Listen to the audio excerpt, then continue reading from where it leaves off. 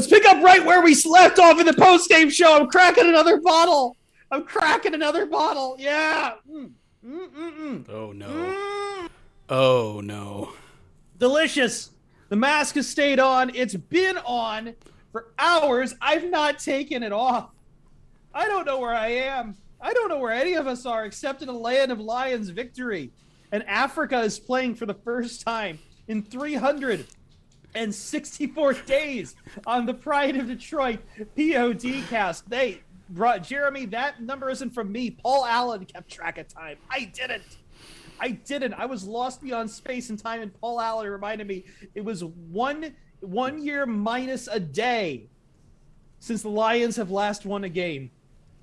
And guess what? It happened. Tear down that counter. 0 days since the Lions have fucked up. Reset the clock. Reset the clock.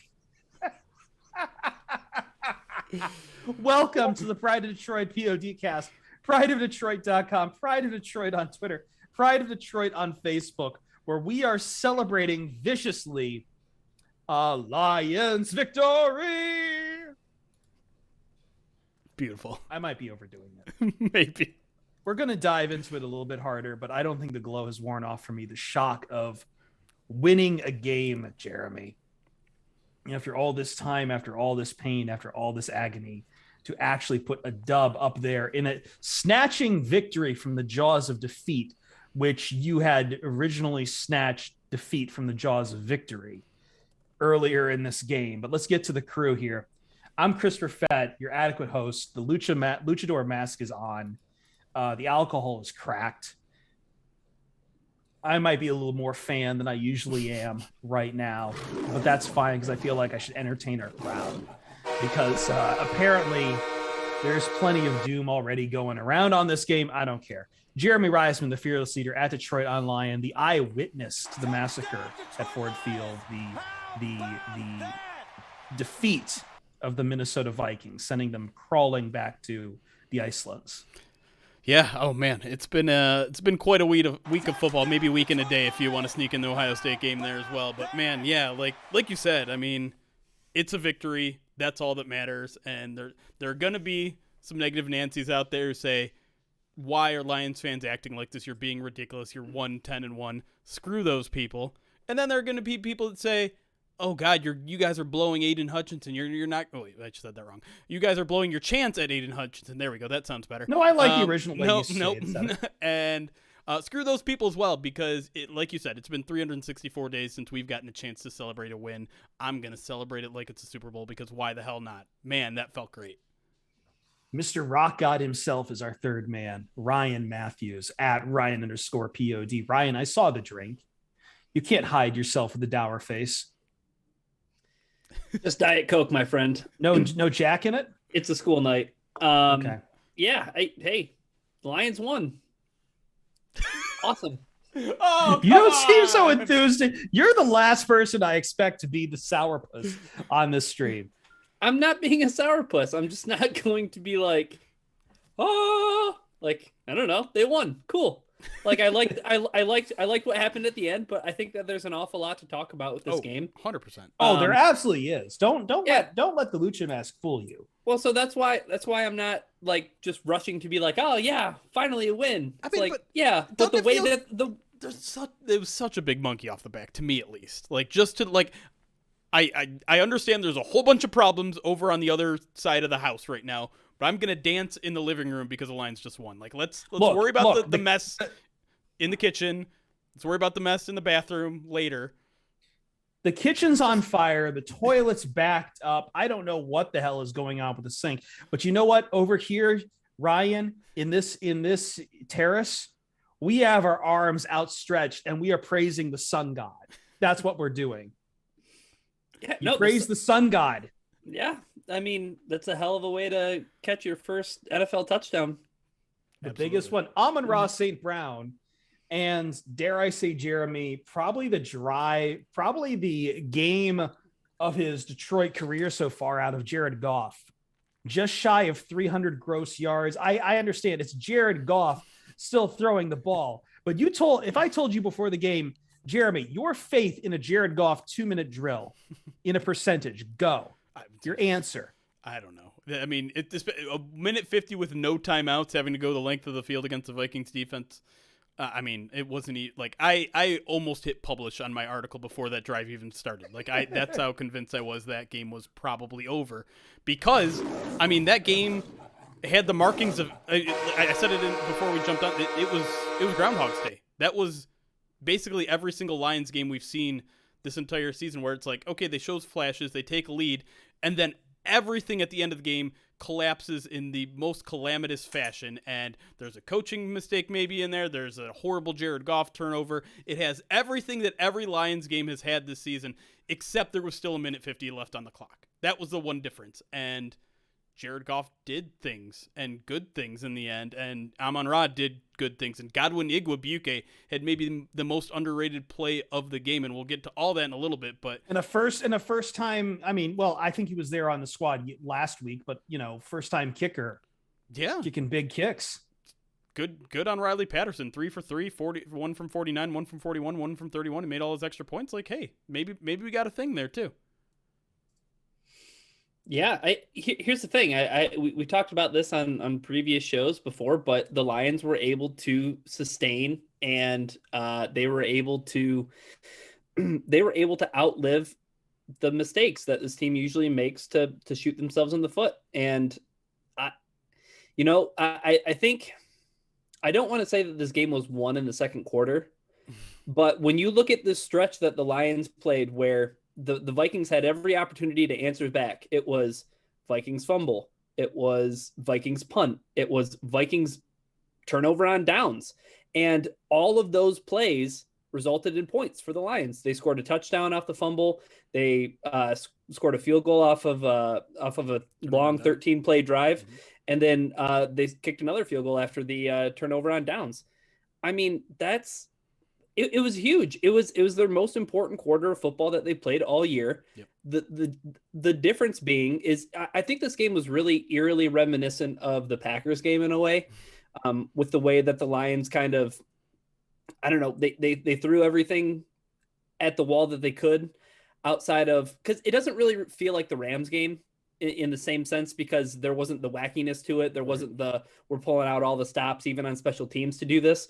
This just felt like, this felt very fitting that it was the Lions' first win under Dan Campbell, because this really felt like a Dan Campbell type of victory. Like, I mean, he stuck to his guns. He did the things that he wanted to do, sometimes to a fault, and they ended up pulling it out in the end. And that's the only difference. That's really the only difference, is that they were able to withstand, and they were able to, weather the storm of some mistakes.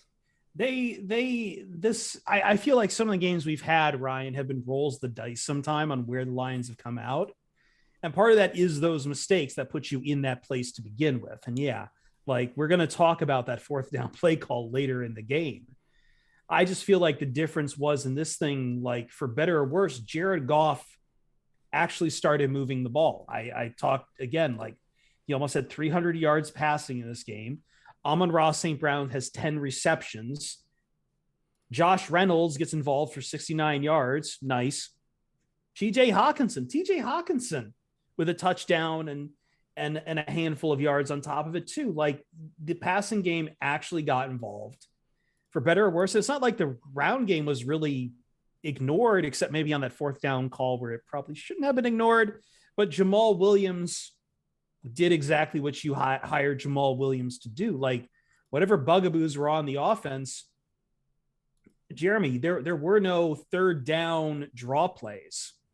There was one. Like, maybe there was one. It wasn't a draw play, but it was a third down run. Right. But what I'm saying, when it's third and long, they weren't just phoning it in. I think that's the big difference. Well, yeah, and I mean, you also, and there weren't a lot of third and longs either. They were being effective and getting and yes, moving the ball. Much better on first and second down. But I mean, here's the bigger story: is like the Lions' offense got the ball moving, and yes, most of it happened in that second quarter. Both without their best weapon, right? No DeAndre Swift, and you have to wonder if that maybe forced them into maybe a more aggressive mindset into throwing the ball a little bit more in this game. because they were effective, and Goff was throwing it downfield, and he was getting pretty good protection for most of the game. I mean, there was still a lot of times he was standing in the pocket forever and not seemingly wanting to push it downfield, especially in that third and fourth quarter before the end of the game.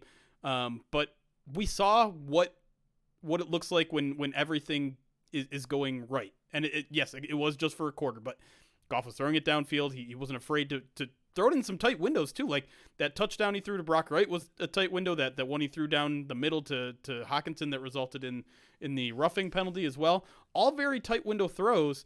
And then like for whatever reason, like he got the spooks again in the second half, and then it kind of went into a bit of a shell. And then obviously when it came down to the end of the game and he had no choice but to throw the ball, he still kind of mostly checked down, but it worked.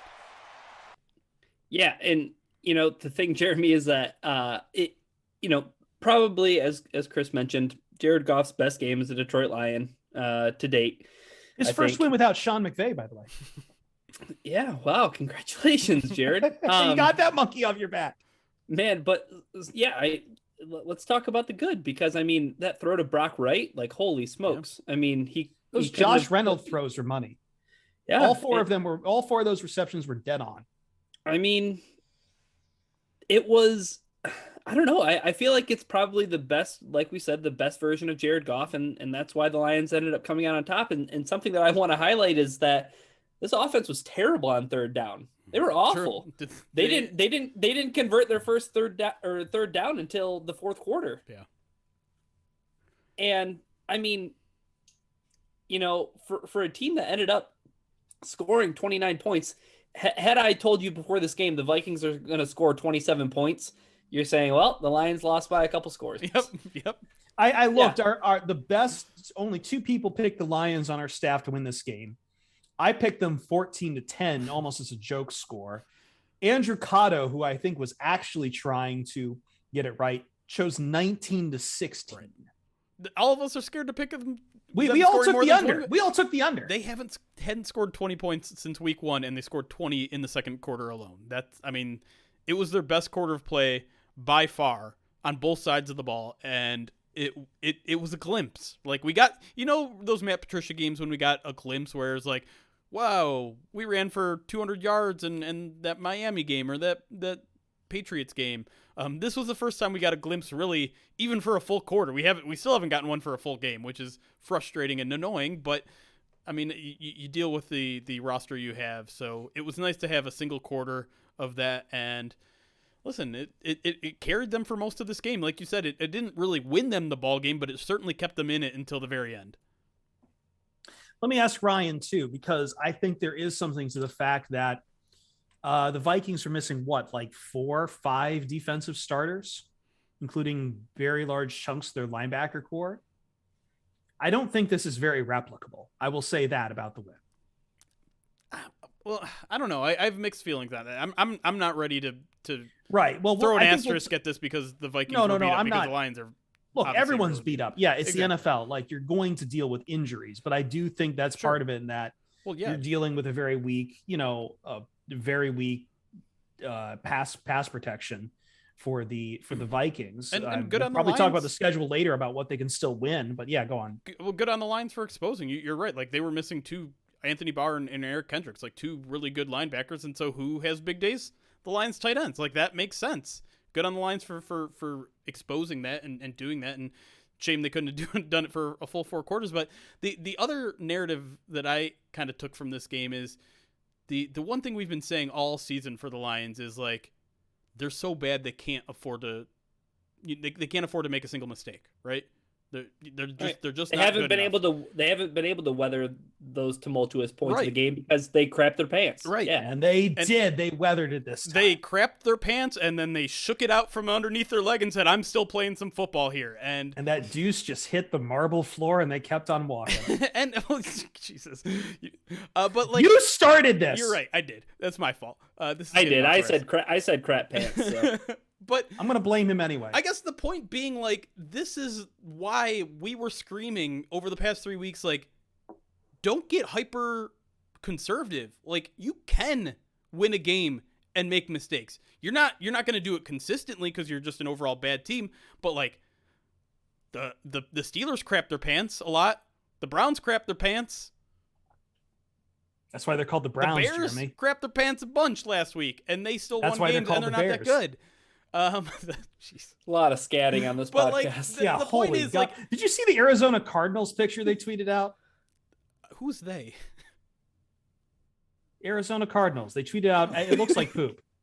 Oh, no. That's the only reason I'm mentioning it. I'm Okay. sorry. But I'm sorry. I'm point- sorry. My overall point just being like the Lions were a little more aggressive in this game. Some would say they were too aggressive at a certain point. I would argue against that, and maybe we'll get to that now. Maybe we'll get it to later. I don't care when we talk about the 4th and 1 thing, but my point being, like, the Lions threw the ball a bunch in this game, and guess what? Bad things didn't happen. One bad thing happened while they threw the ball, and that's pretty much it. Like, mostly good things happened, and so do that more, because you might win a game. You might pull out a game even if you...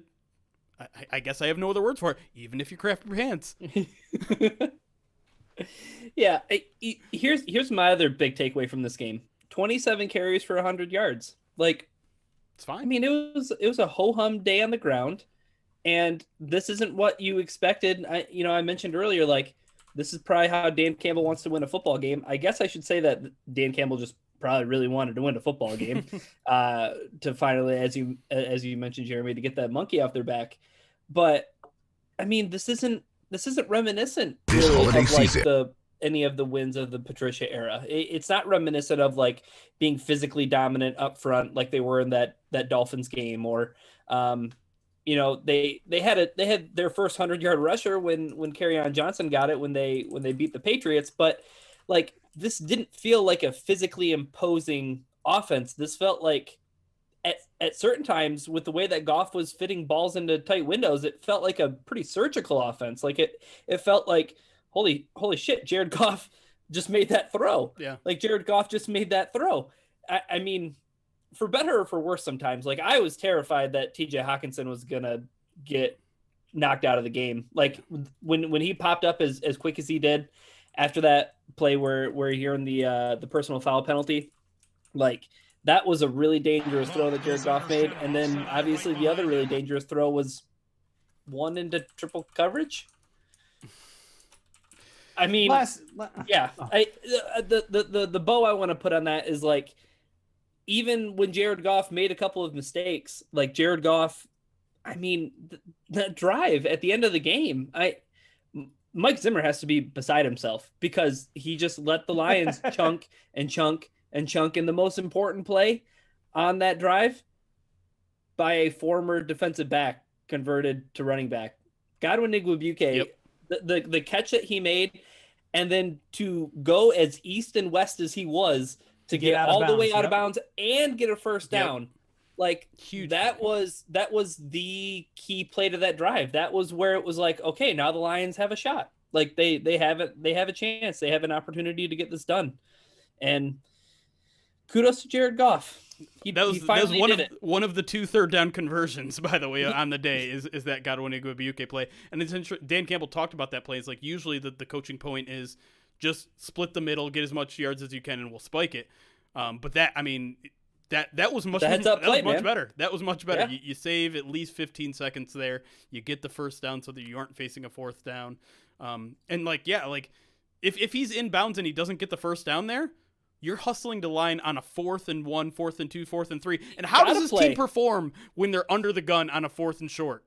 I don't know. It's not like By the we've way, ever talked about them rushing to the line to get a play in. Exactly. By the way, that delay of game came very quickly, far more quickly than Lamar Jackson got. Just saying. But hey, where's Lamar Jackson right now? I don't know. Well, apparently he couldn't keep TJ Watt out of his face, and he deprived us from a chance to see the Steelers, 5-5-2 if they had just gone to overtime. I was rooting for that. I'm in full sickos mode today. My game ball, though, I'm going to go back to the Sun God. I feel like he's proven. I know I'm knee jerking on a touchdown here, but besides that, they've moved him around a lot in the past 3 games. He's seeing volume levels of receptions. He led the team this week in yardage. He is a rookie, but I think he's one of those wide receivers you're going to be depending on for the years to come. And this feels like a very statement game in that he's the one who gets the ball on the final play. I'm just watching that play again right now, just kind of really just challenging, what was it, the left side of the he challenges, I believe, two Vikings in coverage, just turns around and like sits in front of them and is just able to just hold on for dear life. I mean, Jared Goff and Dan Campbell were both just like extremely complimentary of the guy. And Dan Campbell saying like, listen, we've loved this guy for a long time. For the past 3 or 4 weeks, they've really been trying to get him into the game plan, and whether it's injuries to your quarterback or backup quarterbacks or rain or whatever, they just haven't been able to do it. But the play that they ran, the game-winning play, was a play that they've been running since the beginning of camp, but he hasn't been the one in that role. They, like you said, they just recently moved him to the outside, and I think that was 3 or 4 weeks ago, and you know, he'd run the play a million times. I think he said before. It was 3 games ago. Yeah. He just moved out of there 3 games ago, yeah. And I mean, take these words from Jared Goff. He's a stud. He's a stud. A lot of confidence. He's a stud, a lot. And will be a stud for as long as he wants to be in this league. He was really, I watched the post game presser on stream. He was really hung up on the word stud. Yeah. And listen, not that we've made this first segment as foul as possible. I just want to throw that out there. the touchdown catch, like, kudos for him for like making a high pressure catch. I think the story of that play is a little bit more on just like, why are the Vikings playing 3-4 yards deep in the end zone? Doesn't really make a lot of sense. I mean, that was what the Lions did yet last week on the 4th or 3rd and 4. Like they biffed it that hard. But again, like, you ran a play that you guys were comfortable with. It worked, and Amon-Ra made the play. Like, the Lions made the play when they needed to. And again, 10 receptions on 12 targets for the day too. Yep. Like he was receiving volume. He was. Want to take a break here and then talk a little coaching? Right on. Yeah, I was just seeing if Ryan had anything else here to add. I don't. Let's move this thing along. Let's talk coaching. Let's talk a 4th down decision later on in the show. I want to talk about kind of the rest of the emotion that went into today. Obviously, Campbell and everyone else very emotional in the post game press conferences over events that have happened this week. And maybe we'll take a look at the rest of the path here. Maybe. I don't think the Lions can mess up the 1st overall pick at this point. They can, but who cares? That's my They can, but I would say this. They can't go like low. I don't think they're going to fall to 3rd. So either way, we'll talk about that. We'll talk about coaching and talk about so much more on the Pride of Detroit PODcast, celebrating a win. Victory Monday. Africa is back, baby. Uncork the good stuff. It's good again. Just for one day.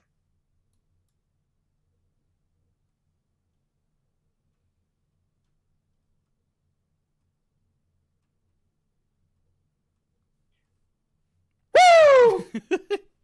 Hold on.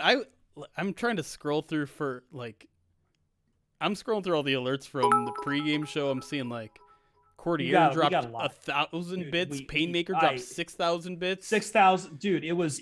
I was trying to catch everything. I was losing my mind. We had 5 gifted from Ryan. Dude, we had hype train we had hype train level 5 so fucking fast, man. But then in this stream, we already hit a hype train as well. Let me catch up on everything from this stream. We had Brando Monium with the follow. Then we had Schlesinger Smash, which I absolutely love that Twitch name. I love that name. Subscribes for the first time using that Twitch Prime. Love that. Hope you stick around. Zern Baby Zern with the 13 months at tier 1, just over a year. CJ Craig then just dropped a 10 bomb, I think, if I can count correctly, including our friend Bearded Blevins got hit with that 10 bomb. Jump D, who I believe did you won something in our raffle, I believe, if I'm not mistaken, with the 16-month subscription. Always love seeing people who've been supporting us for that long get something back. You did. There you are. Yevitz? Yeah. How do I not recognize you? You've been subscribed 9 months, which means we got a Twitch, baby. Yevitz. Yeah. Insanity kicks in. Just subscribe using their Prime Twitch subscription. Yes, love it. Insanity. I mean, what better way to describe Lions fandom? Insanity kicks in. Like, now we're gonna win we're gonna win out because insanity has kicked in. I loved that. We noticed this in the post game video. After that touchdown, Dan Campbell wanted to hug Jared Goff right away. Yeah, well, like Jared Jim Goff ran Valvano. right to him too. Well, heads up play by Jamal Williams to intercept Jared Goff. Jamal Williams just intercepting him as he's going for the hug to get the flying chest bump out of him. Like that's good. Heads up play by Jamal Williams. That's what champions are made of. That's right. CJ Craig then came in with another 5, so it's 15 gifted on this stream alone. Appreciate that, CJ, who also won something in our raffle. J-Man Jr. 76 with the 6-month subscription. Galamouth Forever with the 30 bits says, hail. Appreciate that as well. And then, as you mentioned, Insanity Kitchen using the Twitch Prime, which, as a reminder, you can subscribe to our channel for free if you have Amazon Prime. Just link it to your Twitch account, and they will give you 1 free subscription per month. That does not renew, so if you did it last month, you got to do it again. If you don't spend it here, please spend it somewhere because it's free money that you can give to a Twitch content creator, and it's free money. Like, why not just give them something to praise their efforts? It's free real estate. It's free. Max Friends, I like this suggestion from him. Oh wow, Galamoth Forever. Galamoth. Just hit us with 20 gifted free Dang. subs before I could even get to my point. Thank you for supporting the POD cast and Pride of Detroit. Oh, I got to change the sub goal now too. Y'all broke the 300 mark. We'll just keep it at 3. Y'all were just waiting for. Y'all were holding on to all these gifted subs for the win, and I don't blame you, man.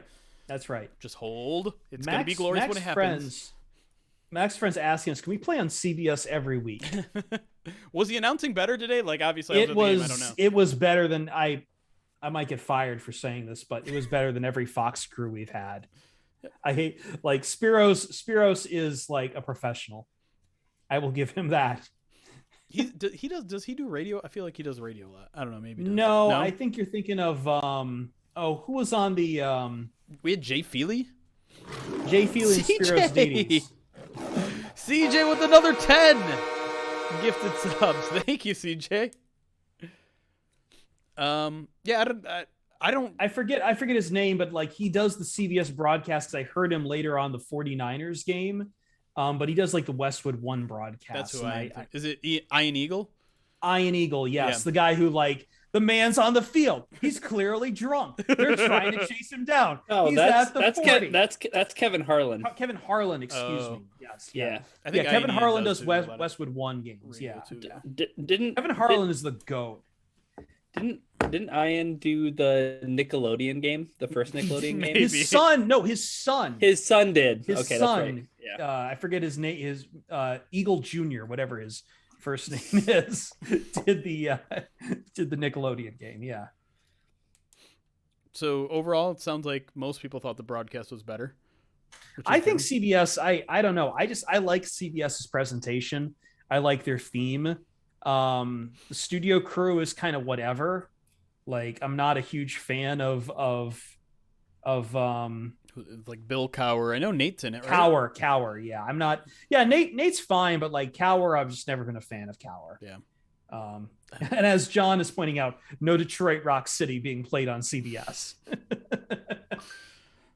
Man, yeah, that song is way overplayed. I don't like. They used to play it before kickoffs. I don't think they played it before kickoffs anymore at the stadium. Announcers could at least pronounce the Lions players' names. That's always good. Dude, the at the beginning of this broadcast, though, you would have sworn that Jalen Reeves-Maben was like a 2-time All-Pro linebacker. Just like they were like the Lions are missing their starting linebacker, Jalen Reeves-Maben, and he's a big part of that defense. They gotta play something up, man. I'm like, dude, he's like the third linebacker fourth linebacker who started this year. Right. Like, I didn't think the linebacking core was very good in this game, but yeah, they made a couple of Barnes made a splashy play or two. Yeah. And, yeah. Alex Anzalone had his. I feel like every game he has one where it's like, he almost intercepted that, and then he didn't. But he has his best moments and worst moments in the same game every week. 100%. He is so hot cold. By the way, breaking in with some official news from the college scene, Brett Venables is now taking the Oklahoma job. So throwing that out there. Probably found out that Joe Brady got fired and you wanted to snatch up that job as soon as possible. Yeah, I couldn't believe Brady got fired. Like, we were talking about him as a head coaching candidate. I feel like he's going to have to go back to college as an OC to wear that stink off. But no, Venables was the defensive coordinator at Clemson. So he's going to be the head coach of Oklahoma. Just want to throw that out there, you know? I've heard see some people asking for Joe Brady as the next Lions offensive coordinator. I mean, I would not be opposed to it. He's got some Saints ties. He does. I know he's young, but I mean, shit. Notre Dame just hired a guy my age to be the head coach of their program. We can dream. Man. Speaking of music that is played before a specific situation, like you're talking about, before kickoff, they used to play Detroit Rock City, Jeremy. Mm-hmm. The Red Wings the other night, when they went to their shootout, they played Stone Cold Steve Austin's entrance music. What? Before the shootout started. And I was like, this is my hockey team. Listen, I'm not a huge wrestling guy, but I stand for that theme big right? time. Big time. That's the one thing we didn't do when we were in Grand Rapids for $2 hockey and beer night. I should have gotten.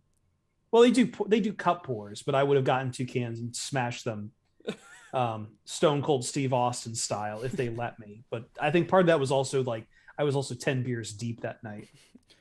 What a weekend for just Michigan sports, right? Huh? I was gonna say last 8 days, the two between the 2 Michigan games and this Lions game. Like, I know that Jeremy's probably happy that Michigan just annihilated Iowa, but I was listening to Shutdown Fullcast, and I feel like I think Jason Kirk made a great point in that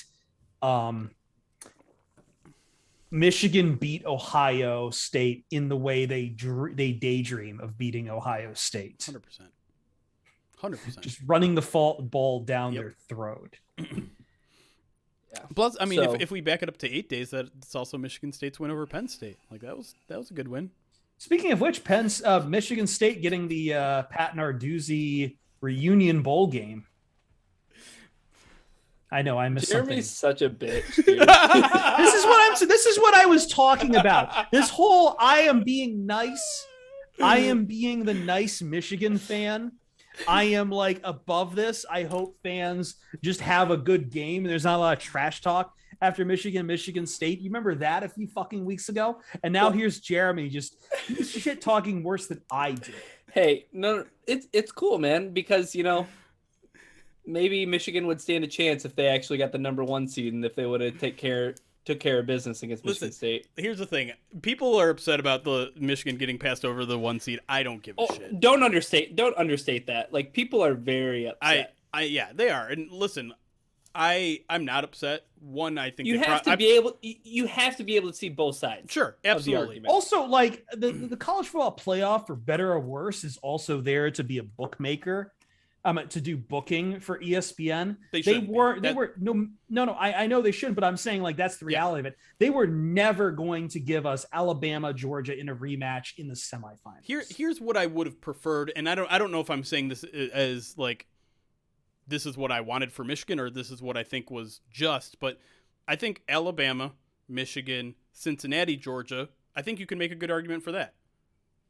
Because since he went undefeated, for God's sake, like I know Georgia. Well, at that point, it's Georgia just was like the numbers just don't mean anything, right? Well, yeah, and that's ultimately like the point here. Like, who gives a shit what you're ranked? You're gonna have to beat 2 good teams to be national championship, and if you're scared to play Georgia, and you're like, well, we might lose, well, then you don't deserve to be number 1, right? Like, who gives a shit? Yeah, it's like it doesn't matter. If you think Michigan is the number 1 team, then they are about to prove it to you. They got to go and prove it. Just like Ohio State was ranked like 4th in the first year of the college football playoff, and they won it all. Yeah. They won it all. Yeah. I think it boils down to you have 4 of the best college football teams in the nation, usually the 4 best. So you're going to get seeded against a very good team, no matter where you get put. Sure.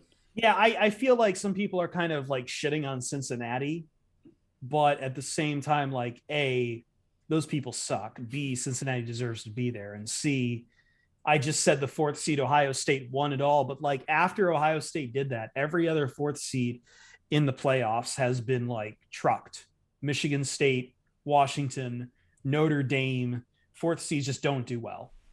And Cincinnati, I feel like, is kind of destined for that. I really, man, if that Oklahoma State running back hits the pylon and they win the Big 12 and they're 12-1,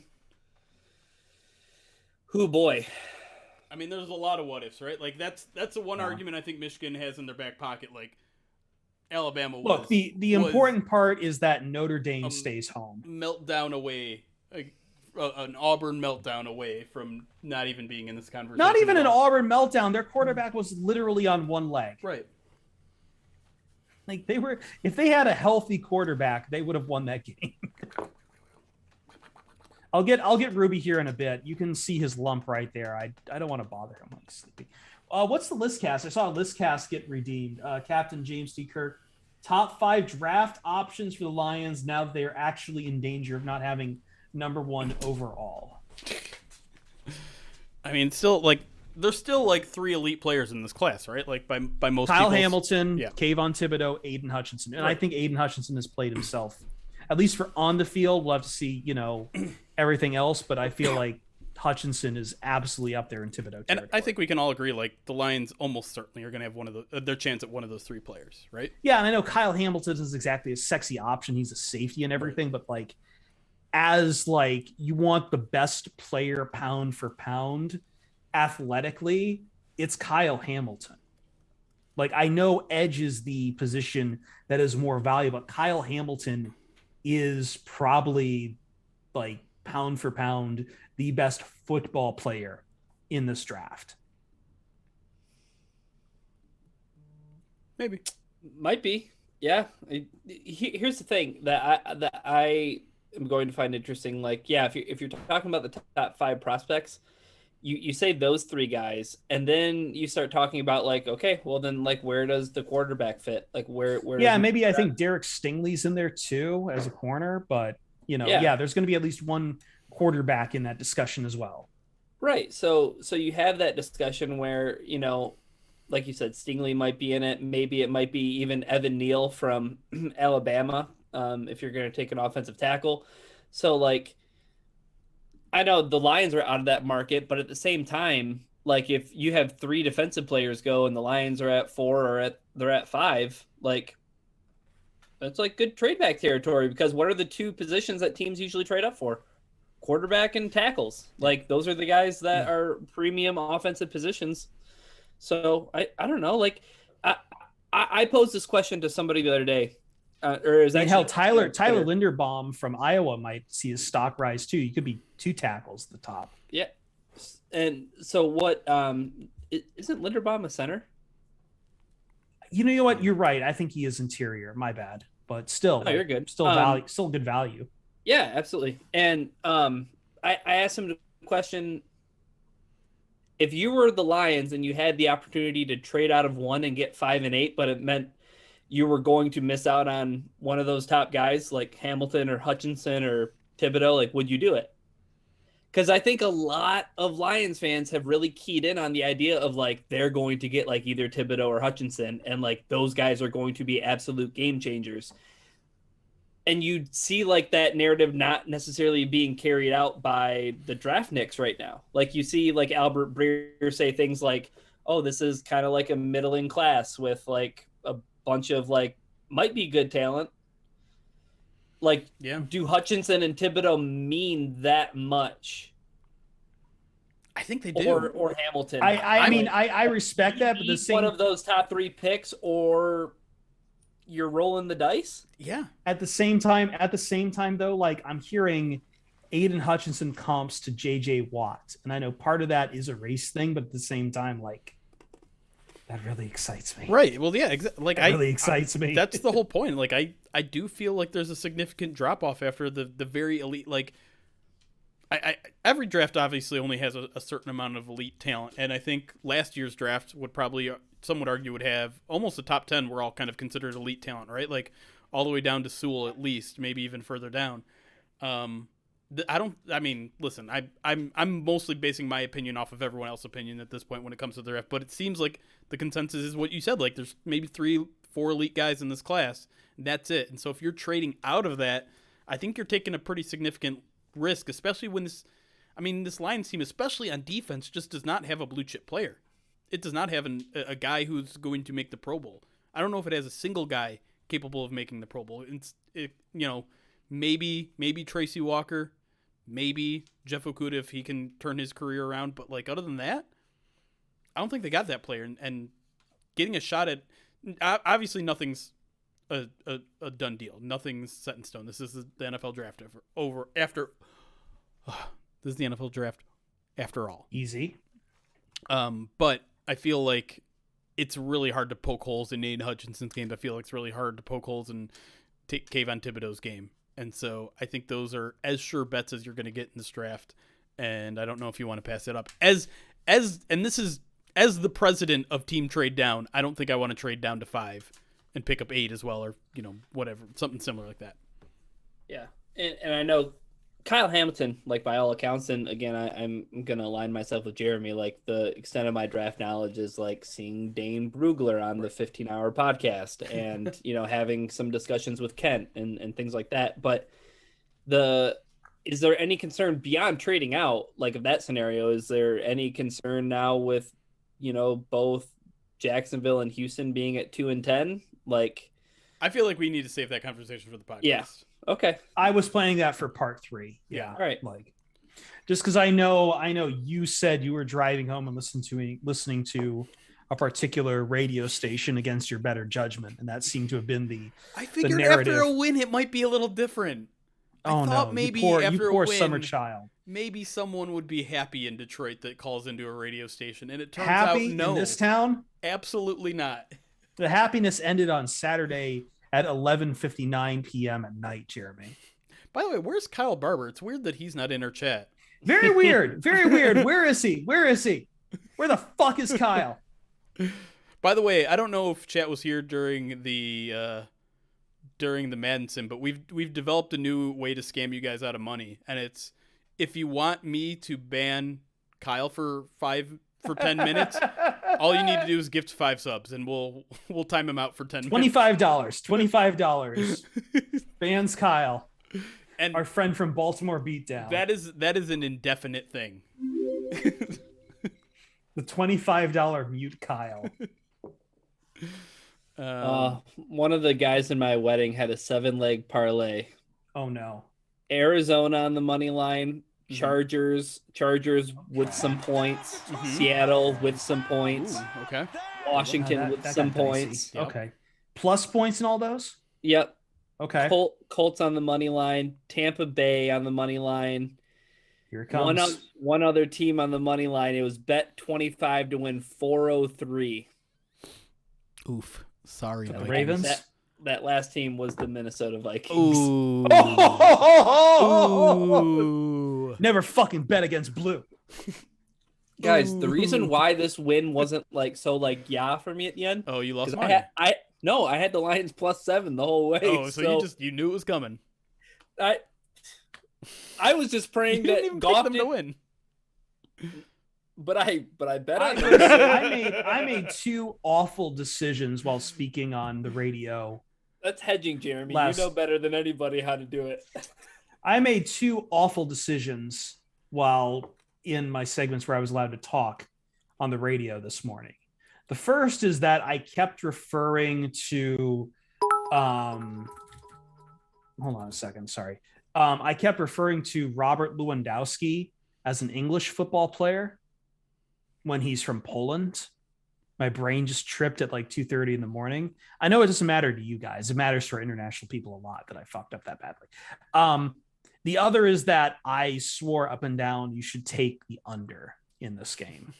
No. Whoop. Yeah. I said, yeah, take the under in Lions Vikings. John Weibel with a very important statistic. Ryan is second to last on tally site with an IQ of 5.1. Jeremy. Can we talk about where you're at on Tally Site? Hey, so check it real quick. Can we talk about what I do with Tally Site? So I go the opposite way of what I'm betting on. I George Costanza it. I don't put all my eggs in one basket. So I'm being very profitable right now, but according to Tally Site, I'm an idiot. Listen, yeah, Detroit. I have no explanation for why I was doing that with Lewandowski. I think it's either Robert or I just transplanted him with Harry Kane. In our podcast, we talked up that you should hammer the under in Georgia Bama. Ooh, that's a rough one too. I mean, this is why I say absolutely never, ever, ever, ever, ever bet the over under. In Tally Site, I never pick the over under. I only pick. See, and that's why your record's good. Well, rather than like your record's fugazi because you're not picking everything. Well, no, because they reward. They reward, bold they reward predictions. Cowardice. No, they don't. That's not even true. But I bet on every line. I bet on every line and the money line for all those. So don't be jealous. It's okay. Fraudulent. By the way, Chim, thank you for the 11 I bet on the months. unders. I bet on everything. I just put those things in randomly when I'm the shitter. What? I said congratulations. Yeah. I'm using it when it actually works and doesn't reload on me. Garbage. Pause. Trash app website. The thing is so two things about gambling. One, don't do it. My post that went up on Saturday morning, that parlay hit. Hey, nice. It was what? It was Jamal Williams rushing yards. Yep, over 54.5. Okay. Jamar Jefferson over 69.5 receiving yards, which he just got more a than little enough. bit. A little bit. And then for each team to score a touchdown. Easy. And I was kind of nervous about the Vikings scoring a touchdown at at halftime. I was like, are the Vikings capable of scoring touchdowns, or is every single one of their drives is Kirk Cousins broken today? Never. Yeah. Best quarterback in the league. So there was that, and then so Caesars had a bet that was if you bet $100 on the spread pregame, that you got a $30 free bet for every field goal your team made as long as you won the bet. Wow. And I had the Lions +7. So that's $300 extra. Shout out Patterson. Riley Patterson, baby. Riley. For all my free bets. Riley. There was that Fox thing you showed us too that was like, if the Lions score 2 touchdowns, you get 10 times bonus or something. I don't know. Well, they scored 2 touchdowns. They scored 3. They had to score a touchdown in the first half and a touchdown in the second half. That was almost scary. Yeah, terrifying. Even. Goddamn terrifying. That had to be. Oh, I was gonna say. It felt like the first game all season that Goff had 3 touchdowns, but he had one in the Packers. The last. Nope. He had one the last time the Lions scored more than 20 points. Obviously, the 49ers game? Yeah. Brenham's saying now we can keep the Riley soundbite in. Riley! You have a listener named Riley as well, so. Nice. I'll redeem the Ruby cameo here later. Just look at him, man. Do you guys really want me to wake him up? You guys want to do segment 2? Let's do it. What do we talk about? Individual performances, stuff like that. I think we're talking about the fourth down. We'll talk about the fourth down. That's what I meant. The fourth down, and there was. The timeout too. You just reminded me that timeout existed, and now I'm mad. Well, there are a couple weird timeout usages in this game, which I'm scratching my head over. But anyways, we'll get to it. Yeah. But I also want to talk some individual. Well, how about we start with coaching the first half? Can I ask? Yes. I'm sorry if this is sensitive. Maybe I should just DM Ryan on this. Are you cool talking about the Oxford stuff at the end of this game? Yeah, as long as we're not idiots about it. Yeah. No, I'm not. I'm not saying I'm not gonna make. No, I know. That was more so. I know. A dig at people being dumb about it. Zern baby Zern, absolutely. I'll get you. We'll play the Dan Miller call when we. I played it like 8 times, and you got to play the Paul Allen call along with it too. It's so sad. but I give Paul Allen credit that he The is very Motor City professional. Kitties. Cardiac kitties. The cardiac Oh, the kitties. cardiac kitties. Yeah. But he knew the exact number of days the Yeah. Lions had gone without a win. So did I. I give him that. I give him that credit. Okay. Yeah. Yeah.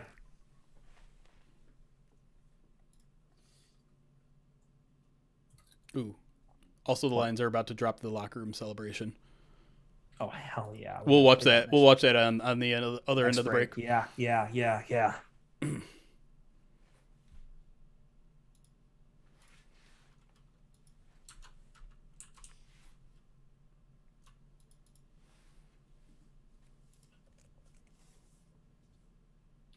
Welcome back to the Pride of Detroit POD cast, basking in the afterglow, the royal glory of the first win in just one day under a calendar year since the last time the Lions won. Jeremy, I'm going to get Africa on Monday, right?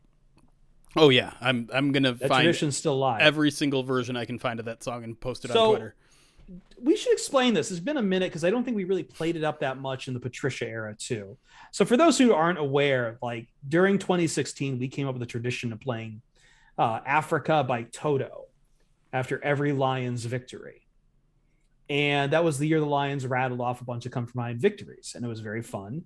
And people were sending us videos of them drunk in bars, screaming Africa, putting it on jukeboxes, annoying the hell out of everyone. And then we had that one contest for Song of the Game, I think in 2017, that people just stuffed the ballot box for Africa by Toto for like the entire At Ford season. Field. Yeah, at Ford At Field. Ford Field, yeah, for Song of the Game. Yeah, It's good times. I think it's time to bring it back. Yep.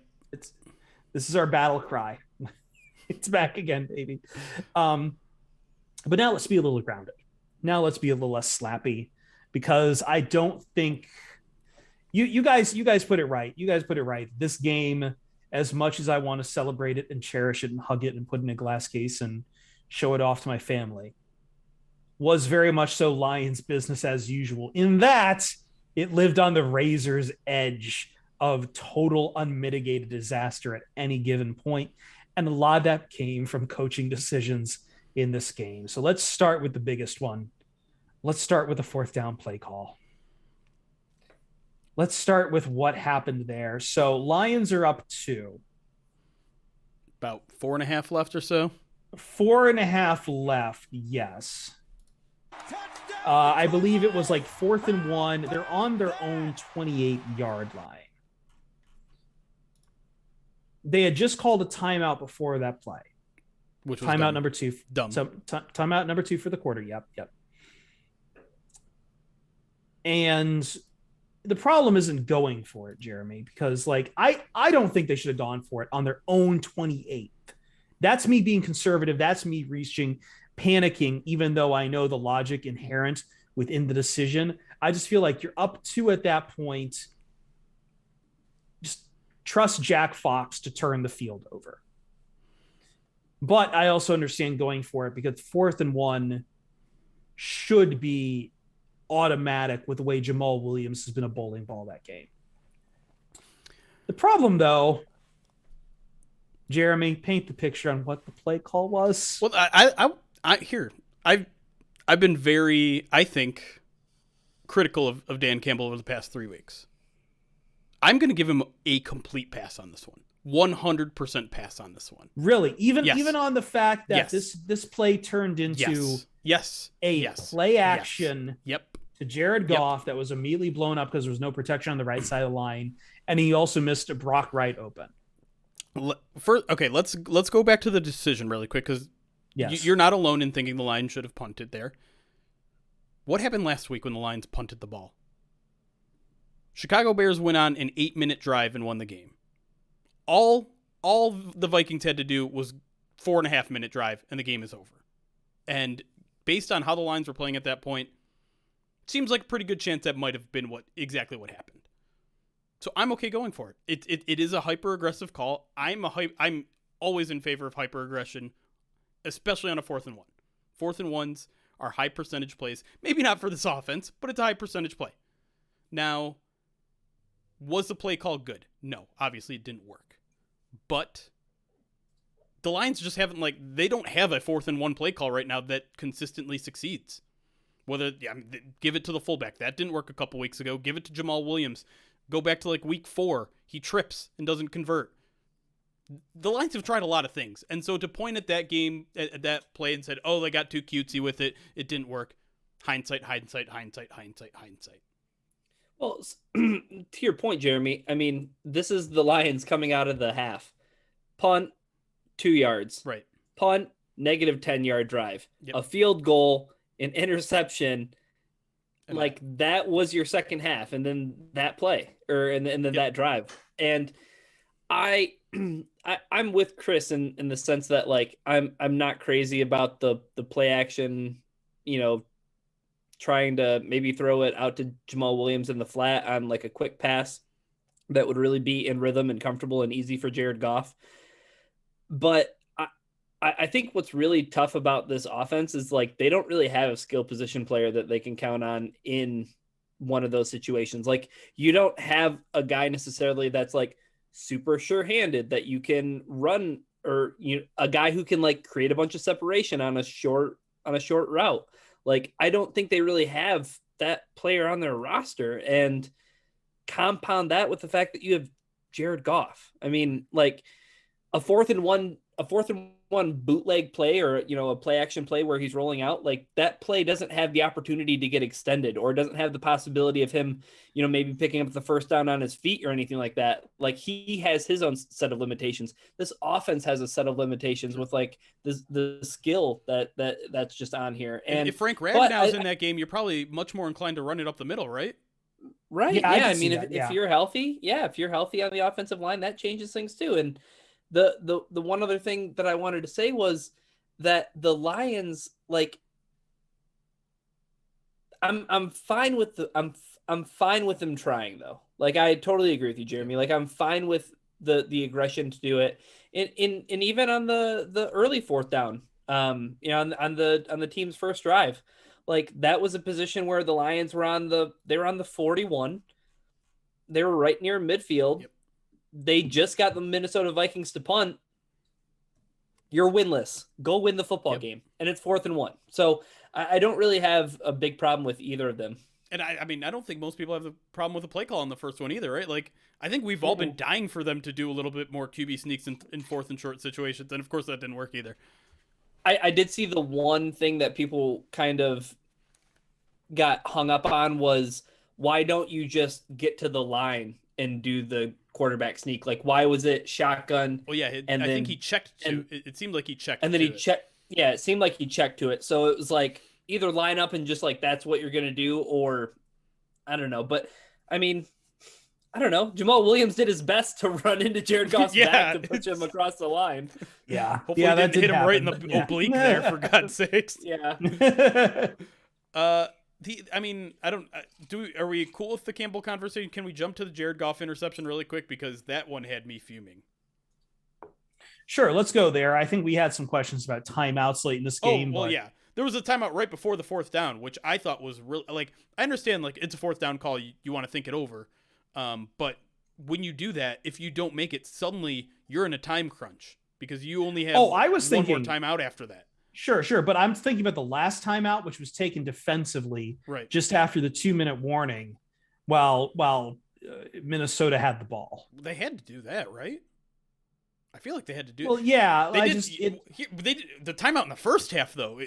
If there's one, the first half was really bad. That one was bad. So the Vikings are trying to do a 1-minute drill, I think, at the end of that first half, and the Lions called a timeout after, like, an incomplete pass, or not an incomplete pass, obviously, like a 1-yard gain on first down, and they're like, we want to get the ball back again. And listen, like, it ended up working out because the Vikings ended up screwing the pooch on that drive, and the Lions got an extra field goal. But that is crapping their pants. That's a perfect example of, like, getting the right result with the wrong decisions. And so, like, that was like weirdly aggressive. Like, no, the Vikings are going to try to move the ball here, whether you call it timeout or not. Like, now that you called the timeout, it's not like, oh, they want the ball back. We better milk their timeouts and run the ball. No, they were going to go for some points down. They were already down 11 at that point. So that was kind of crazy. I don't think coaching was great in this game, but I think Dan Campbell as a play caller probably had his best game, right? In general, is that fair to say? Yeah, I mean he didn't overcommit himself to the run. Yep. I don't think. I think that he gave Jared Goff some opportunities to push the ball downfield, and he ended up making some of those throws and converting them. So I don't really have any problem. I think I more so have a problem with I guess play design on fourth down. Right. They need to figure out, they need a fourth down play. They just need something that's going to work, and I don't know what it is. Right. But then again, it comes back to that idea about maybe just not having the players to do what they want to do. But right. And I guess maybe that's the argument not to go for it on fourth down in your own zone, is they just don't have a fourth down play. And if that's your argument, that's fine. But I still like them being aggressive there.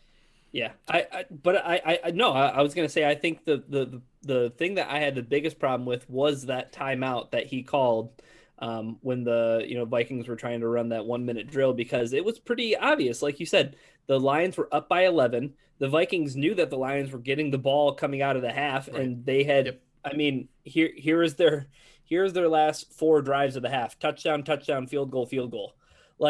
I mean, they had just put 17 points on the Vikings out of nowhere, and they're down 17-6. They're going to try to score points. Like you said, Mike Zimmer wasn't going to be like, oh man, we really need to run the ball, 3 more times to milk the clock. Oh no, they got to run it. As evidenced by the fact that I thought Zimmer made a lot of mistakes. I was not a huge fan of him going for it on 4th and 10 on the 42. Yeah. Well, I mean, it kind of just goes to show you, we're always very hyper focused on the Lions side. Never Dan Campbell's made a lot of controversial decisions this year, and everyone's like, oh my God, no other coach in the league would go for it on 4th and 1 from their own 25 up 2. It's no, that happens all the time. And coaches make mistakes all the time. And I didn't think this was a particularly bad game from Campbell. You can quibble with the play call on 4th down. You can quibble with a lot of play calls in this game, but in general, Lions did it. They did what they needed to. They won the damn football game. Jared Goff? Can I talk about Jared Goff? That interception was so bad. I was all ready for the. It was really bad. It was. Did it? From watching it on television, I don't know if I saw what I thought I saw, and I don't know if either of you can confirm this, but were there 3 defenders that all had their arms on the yes. Yeah. There were 6 arms that were all we're gonna catch this ball. It was such a baffling play, man, and at the same time not baffling at all, because Jared Goff has a really hard time going beyond his first read, but you see the linebackers all closing in on Hawkinson, and Amon-Ra is just running with not a defender within 20 yards. He might score on that play and win you the football game there. And he just loves Hawkinson so much he can't, that's all he sees is he has blinders, and they're all pointing right towards Hawkinson. Those are new blinders, by the way. We're not used to him finding Hawkinson. Jared Goff would have a very, very tiny vision cone if he was in Madden NFL 06 quarterback. Right. It's just I don't want to harp on the guy, because as we mentioned in the first segment, the dude kind of played his ass off got the job done, man. And yeah, got it done. Game-winning drive, all that sort of stuff, but it's just that game was so close to being the narrative we've had all season, where it's one controversial coaching decision and one Jared Goff implosion. And thankfully, I mean, this is the power of a win, right? It changes the narrative of the entire game. You can forgive a mistake like that and look to the rest of the game and be like, actually, Jared Goff kind of had a good game. There was just one catastrophic mistake that nearly sunk the game, but it didn't, because he did something good also. And that's the power of a win, baby. Well, I think that it was also I think that's true of Dan Campbell too. Yeah, absolutely. Again, the 4th down call, I told you, it's I am really not feeling having to come in here and talk for 45 minutes about that 4th down play call. But no, we get saved by that because Jared Goff finds his cojones in the last 2 minutes. Can I do a 3 people who I thought were awesome in this game type of segment? Yeah, sure. Let's do it's game balls, dude. It's game balls. You're just doing game balls. Hand out your balls. 3? Yeah. Okay. Listen, don't judge people. Everyone's born a little different. Yeah, chat's all over the first one. Jerry Jacobs, my God. Like, that guy was balling out, made 3 or 4 open field tackles that either were for loss or for like 1 or 2 yards on these bubble screens that the Vikings continued to try. And that guy is just like, he's so much fun to watch too. You know, he got caught deep, I think, on one of the Jefferson balls. I couldn't tell if it was his guy or not, but like he was down there for, I think it was like a 48-yarder, and then there was a like 3rd and 10 or 11 that they converted over his head too. But like, I don't know, the way he's tackling, the way he's defending at the line of scrimmage is just really, really impressive, and he continues really to be, I think, maybe the only guy in that secondary that is consistently making plays. Wasn't a great day for Imani, but you know, this isn't about him. Can I say 2 things about Jerry Jacobs real quick? Please do. So one thing about Jacobs' game that I absolutely loved was that he would have had another tackle for a loss if Justin Jefferson wasn't credited for a forward pass in this game. Like Jerry Jacobs had that play blown up. He got Justin injured on that play too. Yeah. Like still throwing the ball, and that was the second thing. When Jerry Jacobs went down after that play, I cursed at my TV, and I was like, I remember I quote tweeted Benjamin Raven when he said like, you know, Jacobs is questionable. I was like, I am questionable to keep watching this football game because like that's how much he matters to the Lions defense. And he showed how much he mattered today. Yeah. Huge game from him. The number 2 also on the defense, Charles Harris. Didn't show up for the entire game, but that second quarter, he was just all over the damn place. Like 2 sacks. Yeah, no, he was bursting through there like a chest burster. Yeah. Strip sack. He almost had a 3rd sack, I think, in that same quarter. He was just like destroying he had Cousins rattled. He had Cousins real rattled. And like that's what you're supposed to do. Like the Vikings are missing their starting left tackle, so what do? You go out there and dominate the next guy. That's what a good football team does, and that's what we've been looking for a couple weeks now. No pass rush. And listen, there were a lot of other problems with the edges in this game. For some reason, the fake pitch worked about 10 billion times because no one would stay has disciplined. Ever seen it? Seems to have ever seen it before. No one was staying disciplined on the edges. So like overall, I think the edges were probably pretty bad, and I bet Charles Harris was guilty 1 or 2 times on that as well. But the pass rush was there, and it's kind of awesome to see the Lions be the one to reclaim a former first-round pick who had busted out of this league. Like, how many times do we at least say, like, the Lions are the ones that do that? Like, Kyle Van Noy and all these guys that the Lions drafted, it didn't work out here, and suddenly they go work out somewhere else. It doesn't really happen as often as people say it does, but it almost never happens in the opposite direction. So, good to see the Lions make something out of Charles Harris. Not that he's, you know, even starter-worthy probably, but nice rotational piece that I hope the Lions can maybe hold on to for next year. He seems to work well in rotation. You know, not in pass protection, not in coverage, not in pass rush, but as rotational, he seems to get the right hops. I'm not trying to put Jeremy on blast right now, but what I'm saying is supposed to be an example of kind of like where a lot of people were with Charles Harris in training camp. Like Jeremy was like roster bubble, might not even make the team for sure. And this guy is the Lions' best pass rusher. And like you said, it's not consistent. It's really hot and cold, but he's making a lot more plays than not. I mean, remember, like, go back to the trade deadline. When there were trade deadline articles, it was maybe a team that needs a pass rusher can go get Charles Harris from the Lions. He had that 4 or 5 game sack streak going earlier in the season. Yeah. My last guy, I'm just going to cheat and say the entire offensive line in terms of pass protection. I thought they were fantastic today. I think there was one breakdown with Panay where someone didn't cover somebody for whatever reason. There was one thing that happened with Decker where Harrison Smith came off the edge and like he had the opportunity to absolutely destroy Jared Goff from behind. Yeah. There were, I think, and honestly, I think those were like the 2 main things that happened. PFF has like preliminary grades out there that the Lions gave it 5 total pressures in the game, and they dropped back to pass a lot. They said the Lions posted an elite 87.1 pass blocking grade in this game, and that showed like Goff had a lot of time in this game, and it's sometimes it's frustrating how much time Jared Goff has because Jared Goff needs a lot of time, a lot of times. I like you could see. Usually we haven't seen him. Usually when I've seen him, he just like reads the first read and he's like, all right, I'm out. Yeah. This is what happened when you gave him times. He just didn't seem to know what to do with that. Right. But overall, they gave him enough time to at least go to a second read a couple times. And Dan Campbell even said that deep pass to Hawkinson that drew the penalty, that was a second read. And that, kudos to the offensive line for giving him that time to do so. And people are in the chat are saying Amon-Ra. We already talked about it.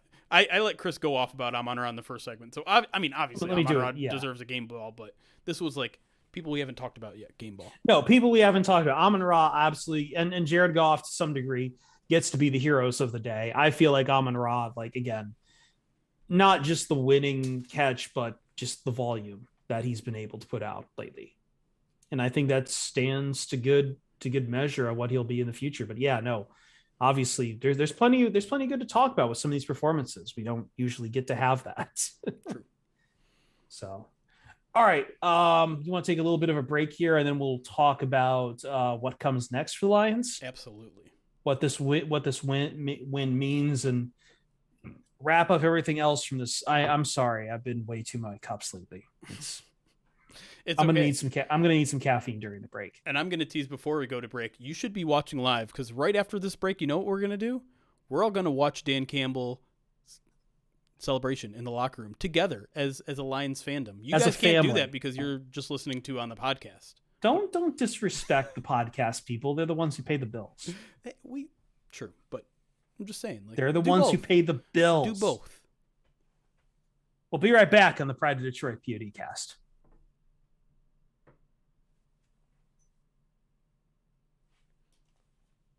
All right, you key that up. I watched it already, so I'm going to go. You watched it already? In the middle of that segment? No, before then a little bit during the silence. I'll watch the rest of it in a second. I need to go put this back in the fridge, get some caffeine, and get some Ruby so I can hold Ruby up to the camera. Circle of life. Okay. So let me go. Let me handle all that, and then we'll watch it as a family. I'm sorry. Do you want me to share screen, Ryan, or are you just going to watch the stream? Please share screen. Okay. Please share screen. Okay. Let me figure this out. Share screen. Where's Twitter? Right there. Okay. We'll go to desktop so you all can see. We're going to go full. Okay, we get an ad. Visit etrade.com, everybody. Stop waiting. Start investing. All right. Hold on. Sheila, relax. Hold on. Gotta crank the volume. All right. You guys ready for this? Let's do this. 3, 2, 1. DeAndre Swift.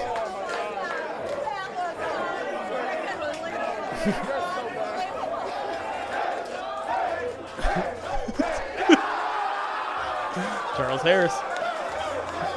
Listen, to say that I'm proud of you would be a major understatement, gentlemen. That's the way to just fight one more time. And it pays dividends. You know what we did? We found a way to win today when we had to do it. We found a way.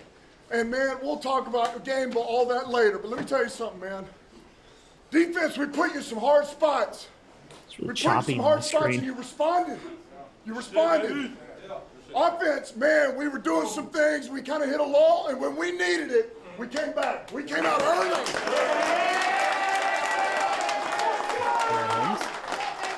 And you don't do what we had to do at the end of the game where you're throwing it that much without your own line protecting. See? O-line, baby. It's been a long time coming. This is what makes it great, man. You know what? It's what makes it hard too, by the way. But it's also what makes it great. It's hard to win in this league, man. It's hard, but that's what makes it that much more special. I'm so proud of you guys, all right? Man, let's not forget these families over here that we were representing today. More row. Let's for Ruby. That was a hell of a game. We Circle played of life. complimentary football all game, and we stayed in there. Hey, but I want to give it, this game ball to Coach.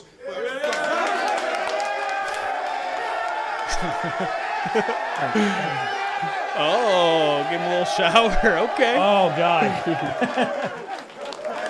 I love every single one of y'all, bro. Hey, family on 3. 1, 2, 3. People were wondering why he wasn't wet at the post game. They took a while. They always seem to take a little bit after the post game. Yeah, I didn't think anyone was going to give him a Gatorade bath after that game. There's part of me that was wondering if that was going to happen, and then I feel like if that was going to happen, then suddenly like the national heads would get in on it and be like, "Oh, is this embarrassing no, for no, the no, no, Lions?" no. Mina Kimes and everyone else would defend the Lions. Are you kidding me? This is what they've waited for. They've waited for their big, Mina fat, Kimes happy, is good at her job. Labrador Retriever to be happy.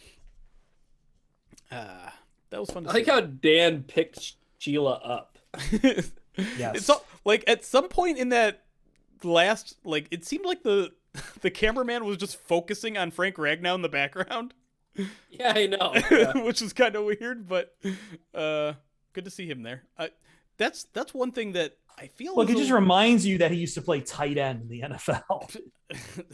I think I feel like, and I don't know how common this is, but it feels not that common that like all these Lions players that were key to this team that are out for the year, they're still just hanging around. Like Jeff Okudah is out there at every practice. Frank Ragnow is hanging around.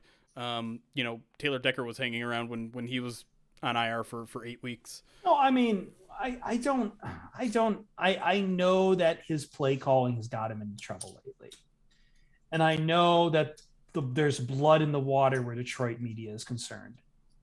But you look at that video and you tell me that locker room isn't building at least a new culture that seems to love the man and seems to want to fight for him. No question. Now, obviously, that's when the cameras are on, but still, like, that's something. Just hearing, and I hate to make this about Michigan football, but like hearing Aiden Hutchinson talk about like culture, like how that was so huge to the Michigan team this year. It's just like, it's perfect. He is a mini Dan Campbell. He's just got meat for brains. By the way, Chris Burke is playing with the ESPN playoff machine. I saw that with who is that smoking weed? I think that's from the Breakfast Club. It looks like the Breakfast Club. I don't know, but it's the those Lions at in the 7th seed at 6-10-1. Listen, my Lions win 4 games bet. Stop it. Still very much alive. Stop it. Very much alive. Very much alive. You beat Denver. Very much on winnable life game. support. You beat the Falcons. Winnable game. You beat the Seahawks. Winnable game. Boom. 4 wins. And you all come crying to my knees. Yeah. I don't know. Okay. That was Yeah. That's not a I was going to say, the thing is that I think that you would be crying because the Lions have been officially played themselves out of Thibodeau, Hutchinson, and Kyle Hamilton. They're probably picking 9th. 4 wins? No, 4 wins are fine. But they've got the tie. True. Guys, can we call 3.5 of me win the bet? No. Absolutely not. No, if Vegas won't call it a win, we're not going to call it a win. Also, if we're talking about Ryan, Jeremy, I'm falling behind here, I think. It's starting to lag here. Yeah, I didn't. What did Kyler Murray do today? Was he just dominant? Oh, he didn't. He only threw the ball 15 times, but he did run it. Oh God, he ran for 2 touchdowns. Never mind. I back off. Yeah. Uh-oh. I need Dak to just like kill it down the stretch here because he was so good in the first half of the season. Lamar Jackson was He hit the worst Matthew blown Stafford up. Like that 2-point conversion was really bad. It's a tough play for him to make, but yeah, you'd like to see him make that. Well, you one. got to make the play. You do. put the game on the line for 2-point on a 2-point fucking conversion. Jesus Jeremy. Christ! Fucking ESPN's auto ads. I'm going to murder them. Ah! You can mute tab now. I have it muted, but I have like oh my God, it's so annoying. I'm sorry, chat. I know you guys are going through it too. Jesus. Kyler Murray had 2 passing touchdowns too. He had 4 total touchdowns today. I know. Okay. He was 11 of 15. Yeah, it's nothing. That's nothing. That's nothing. I could go 11. No, I'm just kidding. Kidding. Relax. Settle down. Relax. Yeah, I'm no, joking. I'm joking. Oh, Dan Miller call. Yeah, let's do that. Yes, and the Paul Allen call after it. Okay. By the way, prideofdetroit.com has all of those if you want them. And tomorrow morning, I think maybe one of the first articles we put out is going to be watch the locker room celebration, because why wouldn't it be? Mm-hmm. All right. Let's go back to desktop. Let's pull this over. Hey, look, it's Pride of Detroit's website. First victory. Oh, God. It's so loud. Hold on. Let me turn that down. We're going to get DMCA'd. The year on the line. Goff's got it. I don't know why it's so... The year on the line. Oh, Dan, relax for a second. Okay, here we go. Are we ready? Here we go. First victory of the year on the line. Goff's got it. Back, looks, throws, and yes! Caught! Touchdown, Detroit Lions! They did it! Amon-Ra St. Brown in the receiving end! Oh, they're rushing the field! They've done it! 3 zeros on the clock! This game is over! It's over! Jared Goff to Amon-Ra St. Brown, his first career touchdown, and how big is that? I just love that. I just love that Jamal Williams intercepts Jared Goff. That was pretty good. I'm gonna keep coming back to that. Right. Boop. They just blindsides him. It's such a cool moment there. Heads up play. But I loved it. Like my favorite part of the Dan Miller call is when he says it's over once. Done it. 3 zeros on the clock.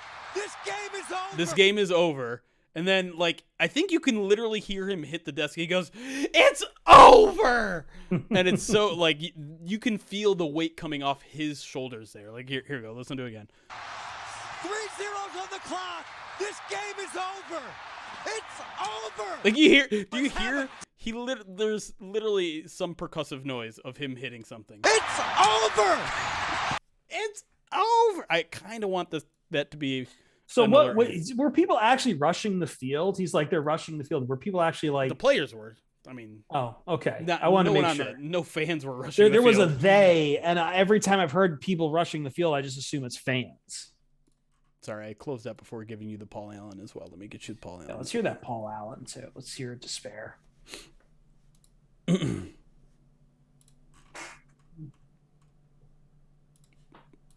Paul Allen one to me is not as fun. I kind of want more despair. It's more just like, of course this happened. He goes out of the... Resignation is fun too, though, Jared. It's not as fun though. I need like actual. I need the call from that Brett Favre Vikings game where he's like, "This isn't Detroit. This is the Super Bowl."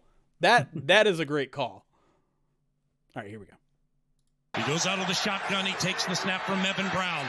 He's going to fire to the end zone. It's caught. Touchdown, Detroit Lions. And these cardiac kitties have beaten the Minnesota Vikings and won a game for the first time in 364 days.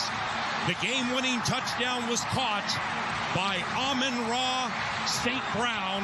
And for that young man, his first National Football League touchdown is a memorable one. It beat the Minnesota Vikings 29-27. He goes out of the shotgun. It's almost like he's just reading a pamphlet, just like he had that line written up, ready to go. Just like there's a chance the Lions could beat these guys' asses. I gotta be ready. Brown with his first NFL touchdown. What a Sun moment guy. for that kid as the Lions beat the Vikings. He was so sad. We made Ryan disappear, chat. He's gone. Cardiac cats is a very weird term to use for the Lions when there's been nothing cardiac about the season. It's just been despair and just death. Do we want? We could do this. I don't know if I've flat out heard the CBS call. Do we want to watch the CBS call real quick? I haven't. I barely remember the CBS call best. All right, I'll pull it up. Yeah. Why not? Yeah. Okay, here we go. I'm sure we're breaking all sorts of copyright laws right now, but you know what? When the Lions get their first win of the season, we're allowed to. That's what I think. I don't think that's how that works. I think that'll hold up in court. Okay. All right, here we go. Comfortable. There's Hawkinson inside. Here we go. Goff from the gun to the end zone.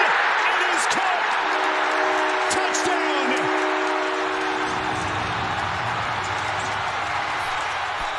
taking the moment kind of call.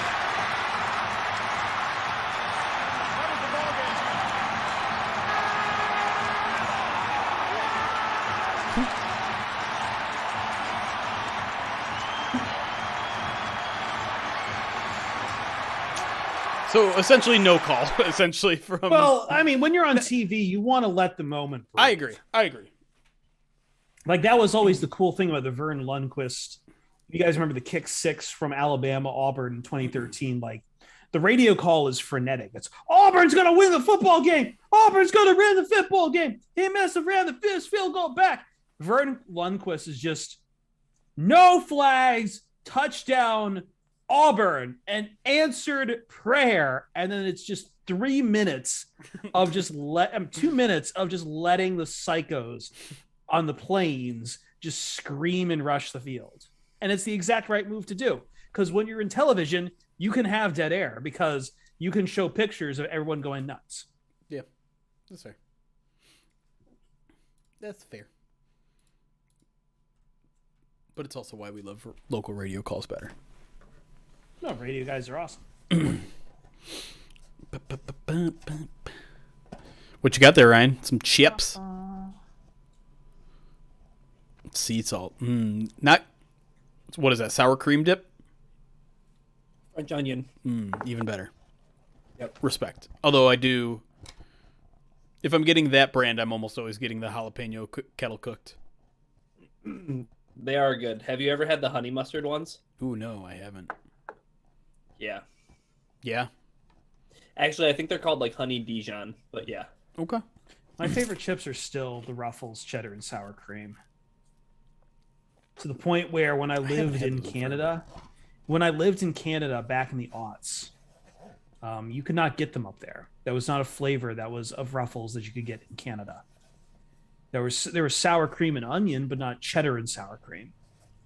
So my mother would send me care packages of like 2 giant bags of like the supersized bags of Ruffles every like few months, just to make sure I'd have some now and then as treats. I dig that. All right, I'm gonna get Zazu really quick one time, and then we should get going on our third. Yeah, time. considering I seem to be, I'm fading pretty quick, and I need to not fade because I need to write and like do things. I need to eat these chips because I'm hungry. Yeah. Come here. 7-Eleven has smoked Gouda kettle chips. Those sound really good. If you want this, you gotta come up. Come on, up. Sound yeah, insanely good. Oh, yeah, actually. good boy. There you go. Ugh. Wait. Chris should change his last name to Perfect. Shake. I mean, I guess that's the joke that's built in. Yeah, I don't think you have to do Shake. that. It's like, it's like Colin Cowherd. He just makes a bunch of, remarks about his name being like the herd. I think I had someone the other day. It's like, if you get a radio show, you got to be like the perfect game. And I'm like, that's almost too awful.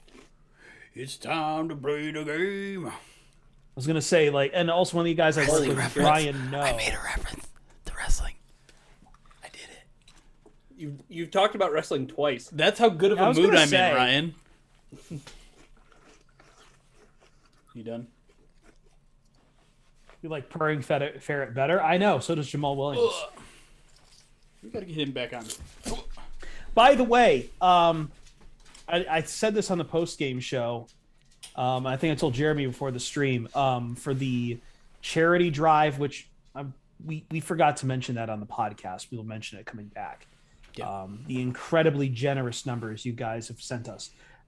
We've also sold all 7 ingredients to the mixed drink I will be drinking sometime in the new year as a form of torture.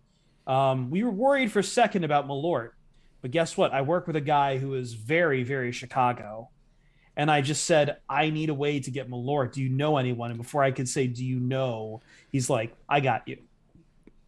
He's got a plug from Malort. Condolences to you. It's just no, but I was more shocked that he's that ready to go get someone Malort, even though he fully admits Malort is disgusting as hell. It's ridiculously gross. I've never had it before, so. Well, I'm gonna have it. Like I'm gonna have don't it mixed. want to. I'm gonna have it mixed with so much else. I'm not even sure I'm getting the full Malort experience. But I don't know. It's like I had a friend in undergrad who would. I mean, we got in this conversation because we're like, who the hell is the Malort audience for? But then I was reminded of a guy I knew in undergrad. Sickos, yeah, Chicago people. But one of the same. Yeah, one and the same. But I don't even think Chicago people like it. I think it's just a cruel trick they use to play on outsiders. But I knew a guy in undergrad though, and this is probably proving my point that there's an audience for anything. Knew a guy in undergrad who he wasn't a teetotaler, but he didn't like a lot of the flavors of booze. Like I made him mixed drinks with vodka or rum or whatever. He didn't like it. He didn't like beer. He didn't like wine. None of it was hitting. And then one night we were at a house party and I brought a bottle of Jägermeister and stashed it in the freezer. And he took nips from that. And before I know it, he drank half the bottle. And he's like, I really like this. I really like Jägermeister. And that was the only alcohol I would see him drink after that. And like, look, I like Jägermeister for shots just fine. But it's not my go-to poison. Who likes black licorice? I don't know. Like, seriously. He does, apparently. Really quick, I think I missed these alerts during the last break. Corky Zerky with the 4 months says, this is the Goffense we were looking for. Mostly true. Just fling it with the follow, and then Ghost Phalix with the subscription on YouTube. Which I don't know why I'm acknowledging because he's probably not here. But by the way, Quirky Zerky, I think it was Quirky Zerky said, was it you? Someone said I get to powerbomb you if the Lions win 4 games this season, Ryan. Can you agree to that? Through a table? Sure. I mean, that didn't have to on fire. Was that all right? Excellent. Yeah, I need to be wearing Buffalo Bills gear, though. Fair. I'll allow it. Just wear I don't know. Who's a lion that has tied to the Buffalo Bills? That's what I was trying to think. Any former Jim Buffalo Schwartz? Bills / Hold up. Didn't Spielman play for the Bills? Did he? I don't think so. He played for another team. Schlesinger, maybe?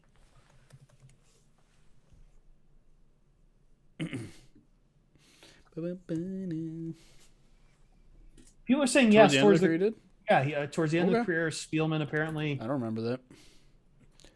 Let me see what years would that have been if I can spell straight while I'm drunk. The Broncos just had a 20-play drive and in 0 points. That is my kind of game. Holy Lord. 20 plays, 88 yards, 11 minutes off the clock, and 0 points. Hell yeah. And they go for it on 4th and 2 and don't get it. I need more Patrick Mahomes back on the field so I can keep crushing Chrome on in fantasy. So for 2 years after the Lions, 96, 97, he played for the Bills and then finished his career on an off-season practice squad with the Browns. Hey, there's an active player who played for the Bills. That's on the Lions currently? Yeah. I don't know. Dean Marlowe. Oh, huh. Interesting. He wasn't very good this game either. It only took me like 3 different ways to word that Google search to find that, but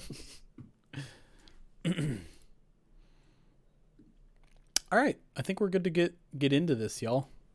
Final segment. I don't know what else to talk about other than like I'm trying to get into Halo and I'm not liking it. So. Oh man, I started Come playing on, Saturday. guys. I suck so much balls. Guys, Halo. it's so much fun. I started playing on mouse. You gotta stay at it. I started playing on my controller, and that was a real. I think the problem is I haven't played it since Halo 3, so I don't know what half these guns are. I don't know what any of them are, but I just shoot them. I don't care. I just shoot my gun. Anyways, wow, pause. No, we'll get no. We'll get some games in, Ryan, at some point. I promise. I just want to play Halo. We will, and maybe even on stream. Or here's the alternative. What about Back 4 Blood? Have you tried that? I haven't tried. I want to play Back 4 Blood. Is that full game out yet? Yeah, I think it's on Game Pass. We could probably get that. It is on Game Pass. Yeah, I think I've got some free months from Nitro. I do want to play that because I did love Left 4 Dead. It's basically the same game, right? Basically, yeah, except they added some like RPG elements to it.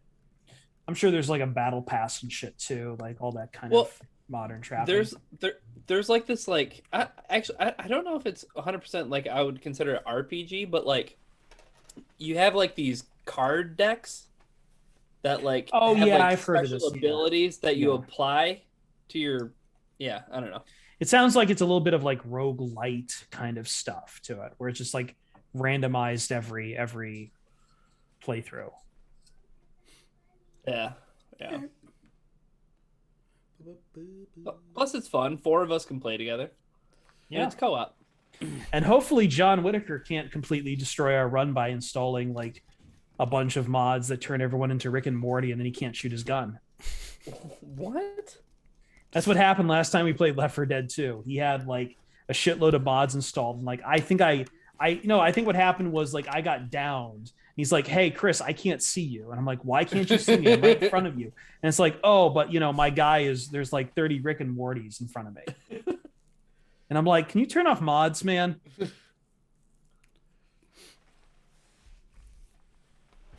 Video games, new season of Fortnite.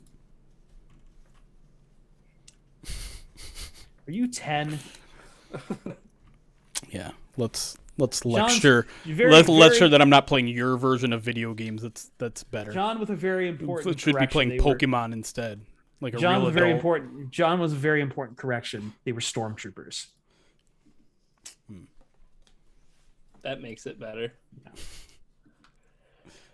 Does it rile you the Patriots are good again, Jeremy? No, I don't care about the Patriots. I don't care about the AFC. I don't care about any of that. Why would you try to get me riled up when the Lions just won a football game? Absolutely not. I don't care.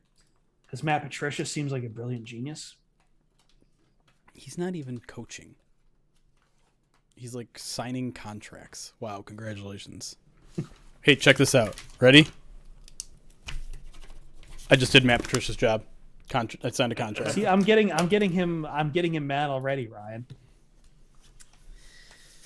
Do the Lions win this game if Adam Thielen doesn't leave in the first quarter? They win by even more. Adam Thielen fumbles. Did you just say that because Adam Schefter just tweeted about him suffering a high ankle sprain today? Yes. I did. Can we talk? I'm ready to talk third segment. Okay. I am too. I'm sorry. I'm Oxford tired, and so I'm like draft slot and things like that. Yeah, I was gonna say too. Maybe like also we need to mention how much we raised on November. Yeah, and then maybe the last thing we can maybe tuck in there that I guess can tie into draft talk is the final 5 games. Yeah, for sure. Yep. Okay, all of them winnable.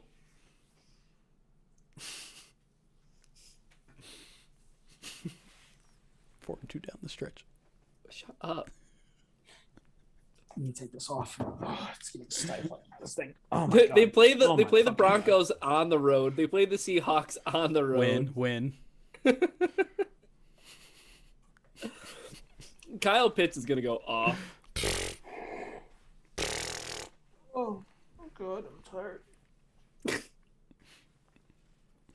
If Will Harris shuts him down, will you just completely jump off the Kyle Pitts train? I'll sell all my Kyle Pitts stock if Will Harris shuts him down. Are you kidding me? Not only will I sell all my Kyle Pitts stock, but I'll buy everybody else's Will Harris stock. And I know that seems like a short-sighted move, but that would be the kind of mood I would be in. Yep. All right, give me a second.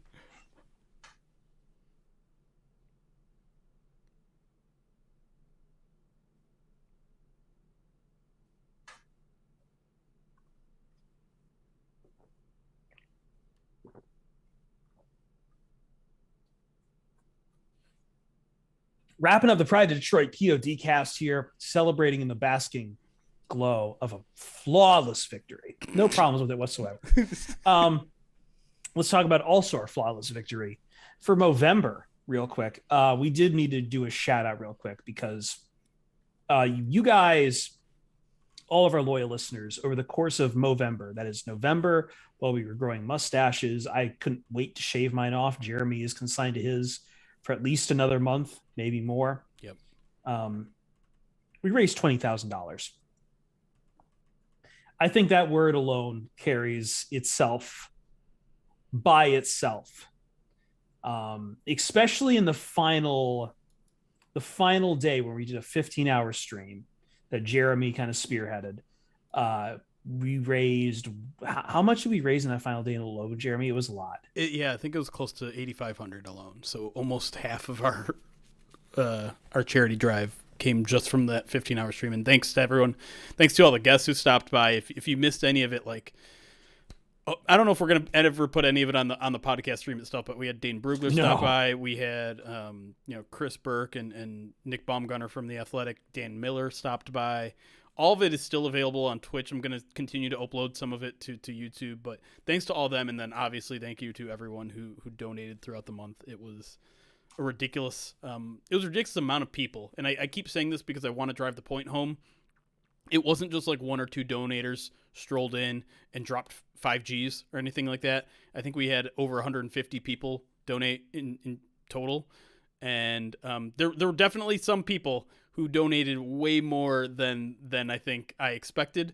But in general, we got to that number through $50 donations and $20 donations and $60 donations and $100 donations. Can we name that one person, or is he still asking to be anonymous? I think he mostly wants to stay under the wrap. But there were, I will say that I think there was 5 people that donated over 1,000, 4 or 5, which blows me away. And to all the people who did that, you know who you are. Infinitely grateful, because 2 great causes, the Prostate Cancer Foundation and RAIN, each of them got a big bump in November, and it's each of them picked by the staff too. Ryan, you picked the Prostate Cancer Foundation. I picked RAIN for myself, for my own personal reasons. Yeah. Those people who donated over $1,000, can you let me know whether or not the company or business you work for is hiring? But we're going to hear from some of those people, because some of them cashed in a $750 reward of being on the podcast. And so sweet. That'll be a formal job interview. There you go. But yeah, that'll probably take place in the offseason. There are also going to be a bunch of fun stuff we're doing on our Twitch channel as well. I'm going to be doing a Ned Flanders and a Ted Lasso cosplay on separate days. And at some point, this mustache is getting dyed blue and silver as well. So we hit a bunch of those. Wow. Yeah. You're going to have to bleach it again and nearly die from the bleach. Yeah. Yeah. No, I don't know what to say. It was huge. You think you can do cotton balls up the nose? Would that help to prevent the smell? See, this is, you learn from one experience. You get great advice like that. Are we talking about your nostrils anymore? Or are we talking about the 2021 Detroit Lions? Oh God. Hey.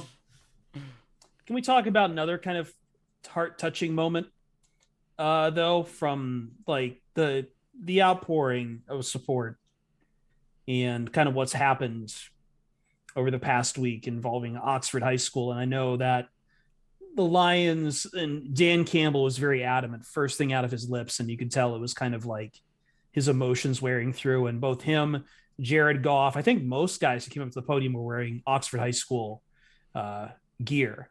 Yeah. Especially those hats, which were very, very cool.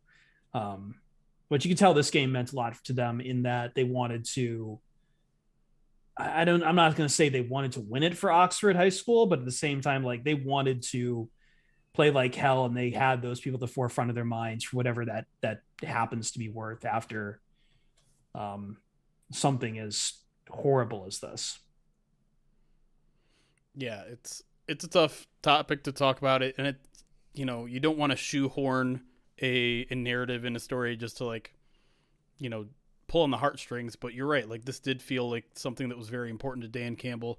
We heard all week, players and coaches that felt personally impacted, whether it's, Todd Wash, who was there when Columbine happened in Denver and just kind of felt those same emotions happen, and he sees what it does to a community. He sees the pain that they feel, and, almost all these coaches have kids that are in high school or around that age, and so obviously they're dealing with the fallout from that because, schools are being closed locally because there's death threats and things like that, and their kids are afraid to go to school and things like that. It's just a moment like that has so many ripple effects that you don't really consider unless you're right there in the middle of it, and like the Detroit community was this week. And so Campbell was thinking about it all week, and Goff was pretty choked up at the end of this game. And yeah, like I don't know how much it matters to this community.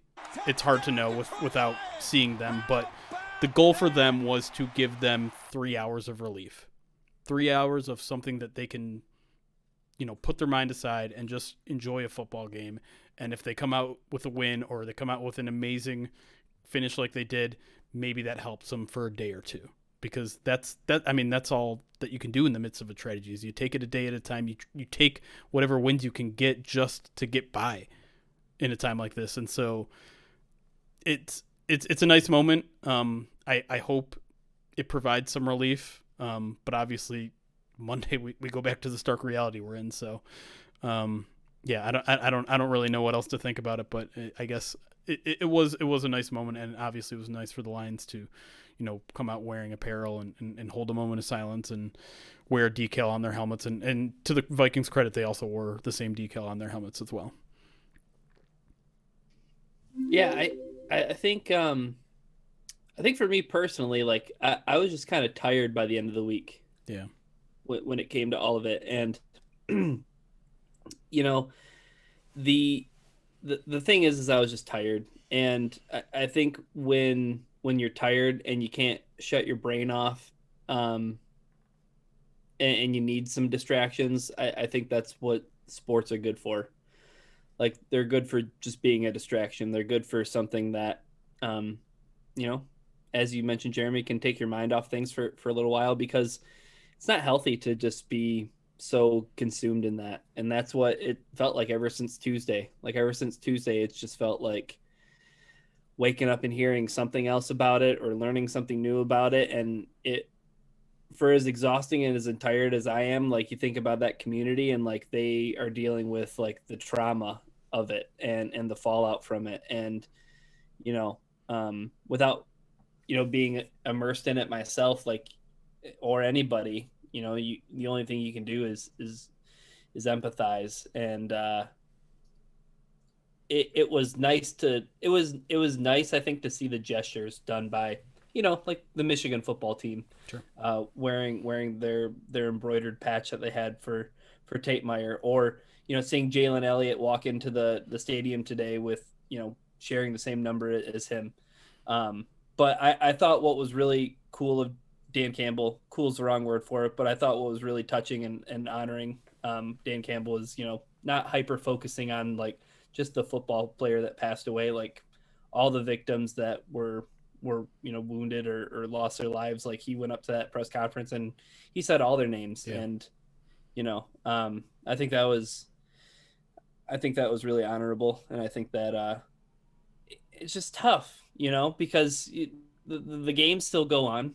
Like, you think about, sports in the moment of tragedy, and you think about like 9/11, right. Like, you think about how, like, baseball games got put on hold, and the first week after, in the NFL and things like that. And you think about sports role, and, I truly, like, more so than ever this week, I just viewed it as a distraction, and it was really healthy in that sense.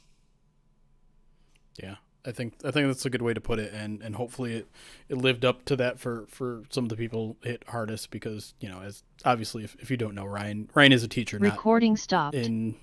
Okay, that's not great. Hold on a second. I don't know why Chris dropped out. His internet must have dropped out. I'll just hit record on my end here really quick. Let me hit up Chris really quick. He hasn't said anything on Slack yet. No, there it is. Yeah. Okay. Awkward in the middle of that moment. Yeah, right?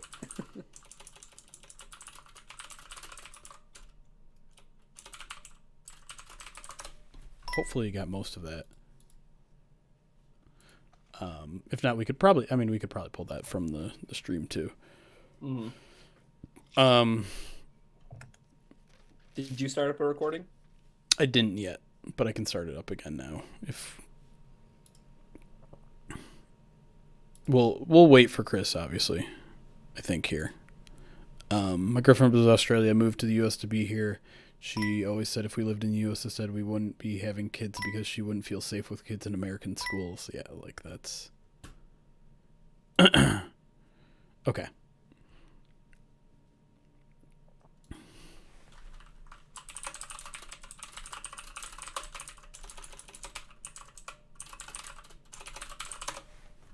Oh, there you go. All right. Recording in progress. I'll record and then we'll just kind of see if Chris comes in here or not. But give me a second. I'll just.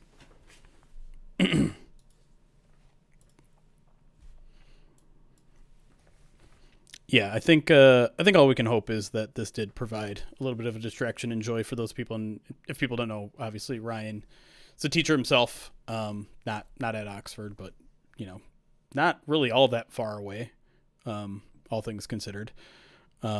So he feels it on another level. A lot of us feel on personal levels for whatever tragedy you guys have been through, or how you can relate to a situation like this.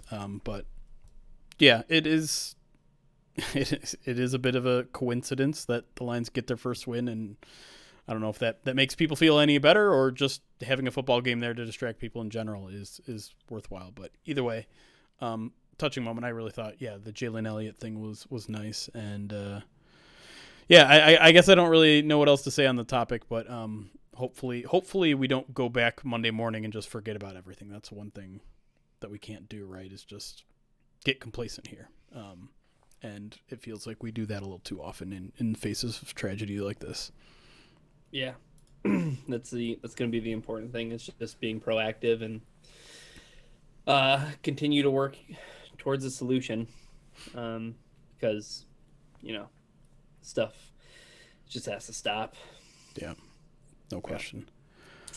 All right, I don't know how to transition out of this in a non-awkward way, so let's just look towards the future here. Because the pessimistic Lions fans that we all know and love are looking at this win, and now the Lions have 1.5 wins on the season, which is inching closer to potentially being out of that first overall spot, and that's got some people feeling a little nervous because it's certainly a lot more possible now that the Lions don't have that first overall pick. The Texans and the Jacksonville Jaguars are both 2-10, so they only have 2 wins. So if they lose out and the Lions win one more game, that's dropping 2 spots because of that extra half win. And if you look at how Houston and you look at how Jacksonville played this week, not very good. But yeah, the good news in this situation is that the Houston Texans and the Jacksonville Jaguars both cannot lose out because they both play each other in 2 weeks. Yeah. Well, that's some good news. Some bad news is that the New York Jets are 3-9, and I mean, you're looking at the potential situation where if the Lions do end up winning 3 games, then you're looking at maybe the 3rd overall pick. I think that's still in territory for, again, good players that are there. Like, again, I know we're locked into edge, and I would die to have an edge, but Kyle Hamilton is a really good player. And I don't know, maybe one of those teams takes that. I'm sorry, I kind of lost my internet there in the middle of that.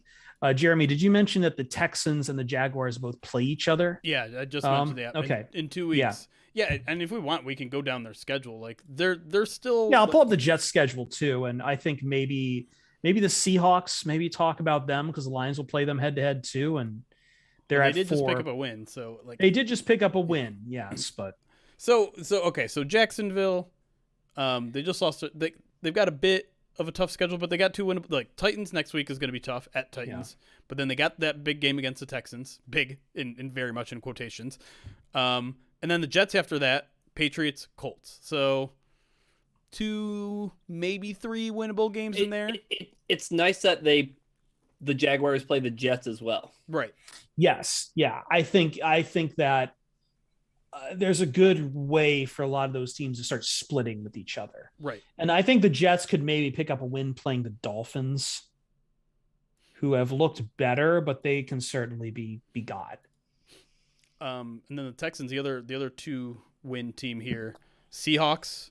I know the Seahawks just won, but this one is going to be in Houston, so I think that's a winnable game next week. Then you got that Jacksonville. Then it's kind of rough. Then you got Chargers, 49ers, Titans. Maybe 49ers is winnable there. That team has been very inconsistent, but that is in San Francisco. So I feel like, again, maybe you got 2 winnable games for Houston, 2 winnable games for the Jaguars. The Jets, as you mentioned, have the Dolphins and the Jaguars. And the Saints. Saints are in free fall right now. So Jets maybe have 3 winnable games. And then obviously the last piece of the puzzle is the Lions here. And so let's look at the Lions' last 5 games, and you tell. I guess, can we go round robin here and maybe like throw a percentage, a win? We could. Probably. We could. I mean, we could. Every percentage for me is going to be 69. Wow. Wow. Sounds like you think the Lions are going to win 4 games, Or 6.9. I had some questions that I was going to ask you guys that I have come up with. Yeah, please, let's do that first. Okay. All right. So how many wins will the Lions get against bird teams over the final 5 games? So the Cardinals, Falcons, Seahawks. Yeah. Because it feels like this maybe determines whether or not the Lions slip out of the top 3. Like you view the Broncos game as being maybe a potentially a game that you might be able to go on the road and build some momentum from this win that you Love got that here. word. Love that word. But then you look at Cardinals, Falcons, Seahawks. Like, do you think they go 2-1? Do you think they go 1-2? Do you think they go 0-3? I think they go. Here's the wild card. I don't know what they're going to do with the Broncos. Because I could see them going into what? That's not a bird team. I know it's not a bird team, but I'm saying overall this team has 1 win left in them. I think they could win 2, but I think you're right. I think there's still 1 more win left in them, and let's hope there's 1 more win left in the Houston Texans and Jacksonville Jaguars as well. But I think one of those wins come to answer your question, Ryan. I think the Lions either beat the Falcons or the Seahawks, but only 1. So here's another question that I have. Packers a little bit banged up. I mean, we know that Aaron Rodgers isn't playing maybe at his peak because of that pinky toe injury. Is there any chance the Packers don't play because they have things like wrapped up? No.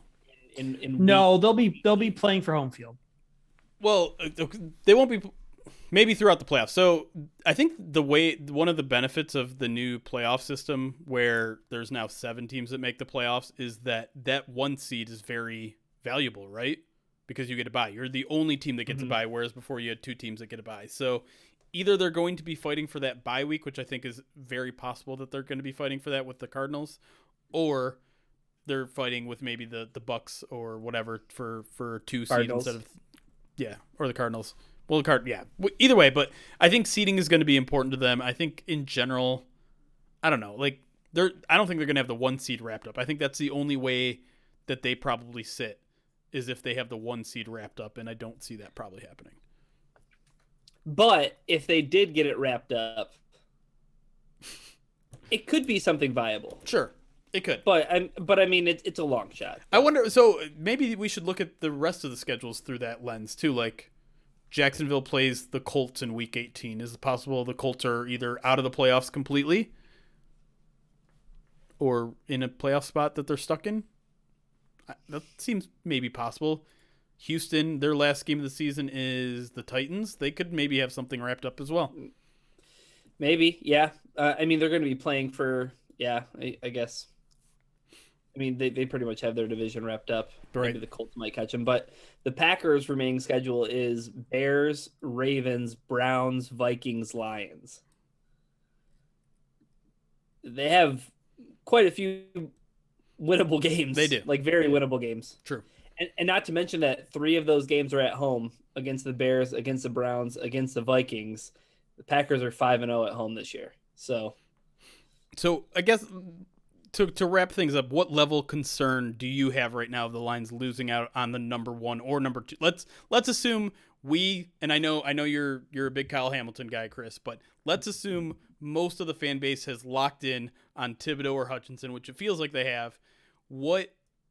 What's your worry level that the Lions fall out of 1 or 2 and miss out on one of those guys? Yeah, let me clarify. I'm not saying I want the Lions to pick Kyle Hamilton. I just think people shouldn't underestimate maybe the attraction of Kyle Hamilton to other teams.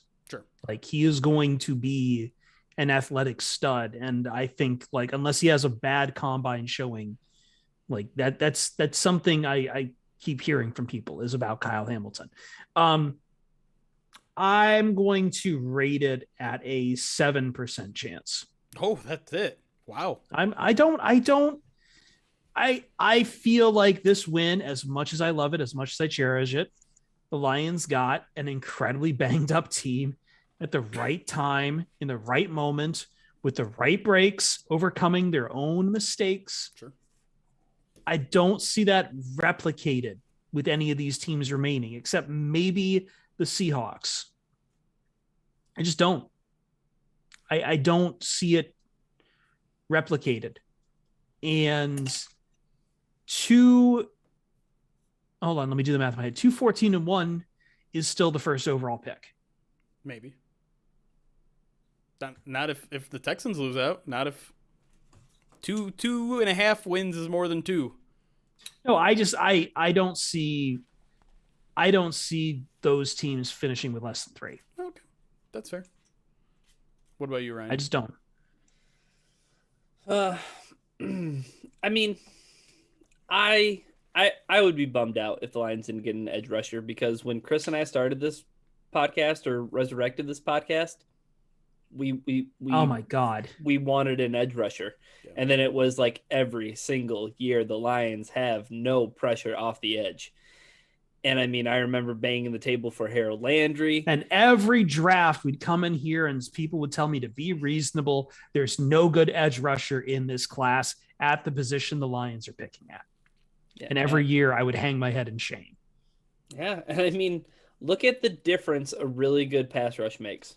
Like when the Lions were really hitting on all cylinders, for a little bit of car talk before we get out of here, it was when Charles Harris was just being a monster. Yeah. You know, it was, forcing Kirk Cousins into, bad decisions and costly mistakes. And just getting a guy like that is such a game changer. Sure. It doesn't matter at whatever level they play at. Like you see how he's a game changer in college. Both these guys, like you see how they could be game changers on Sunday. Like, and I'm with you, Jeremy. Like, I think that there is a very cream of the crop in this class. Like, I don't know if I necessarily agree with the people who say like there are no like stud players like that are worthy of like being the quote unquote number 1 pick. I don't think I really buy that, because we've seen how well Hutchinson and Thibodeau can play. And I think that those guys are wholly important in holding on to either the number 1 or the number 2 pick. Yeah. And to bring it back to the basis of like, I'm like a 4.5 worried out of 10. Like, I think it could certainly happen. I think the Lions I think the Lions still have a win in them. I mean, putting this kind of, you can call it a fluke or whatever you want aside, they've been in the past 4 games at the very end of the game in every single one. And there's some bad teams out there. The Broncos are not a good team. The Seahawks are not a good team. The Falcons are not a good team. The Lions have a better point differential than the Atlanta Falcons. Like, they're a better team. They might be a better team than the Falcons. And so I think the Lions could win one. If they win 2 games, I don't think they're going to win. They're going to have that first overall pick. They might still be it with one more win. And listen, none of that changes my rooting interest. I'm rooting for this team to win. I'm rooting for this team to get on a little bit of a ride, to get a little confidence in themselves going into 2022, because I think that's more important. And I know momentum. No, I didn't say that word. I specifically He did say that. He is that word. Describing momentum. No, absolutely describing no. the definition of momentum. Different than momentum. Jeremy, do not kid yourself or anybody here. You would not trade a win versus the Atlanta Falcons for Aiden Hutchinson. No comment. Jeremy's hoping that the Texans and Jags both finish with 4 wins. That is exactly what I'm hoping. Like, yes. Can't we all just like win some games and just like feel good about ourselves?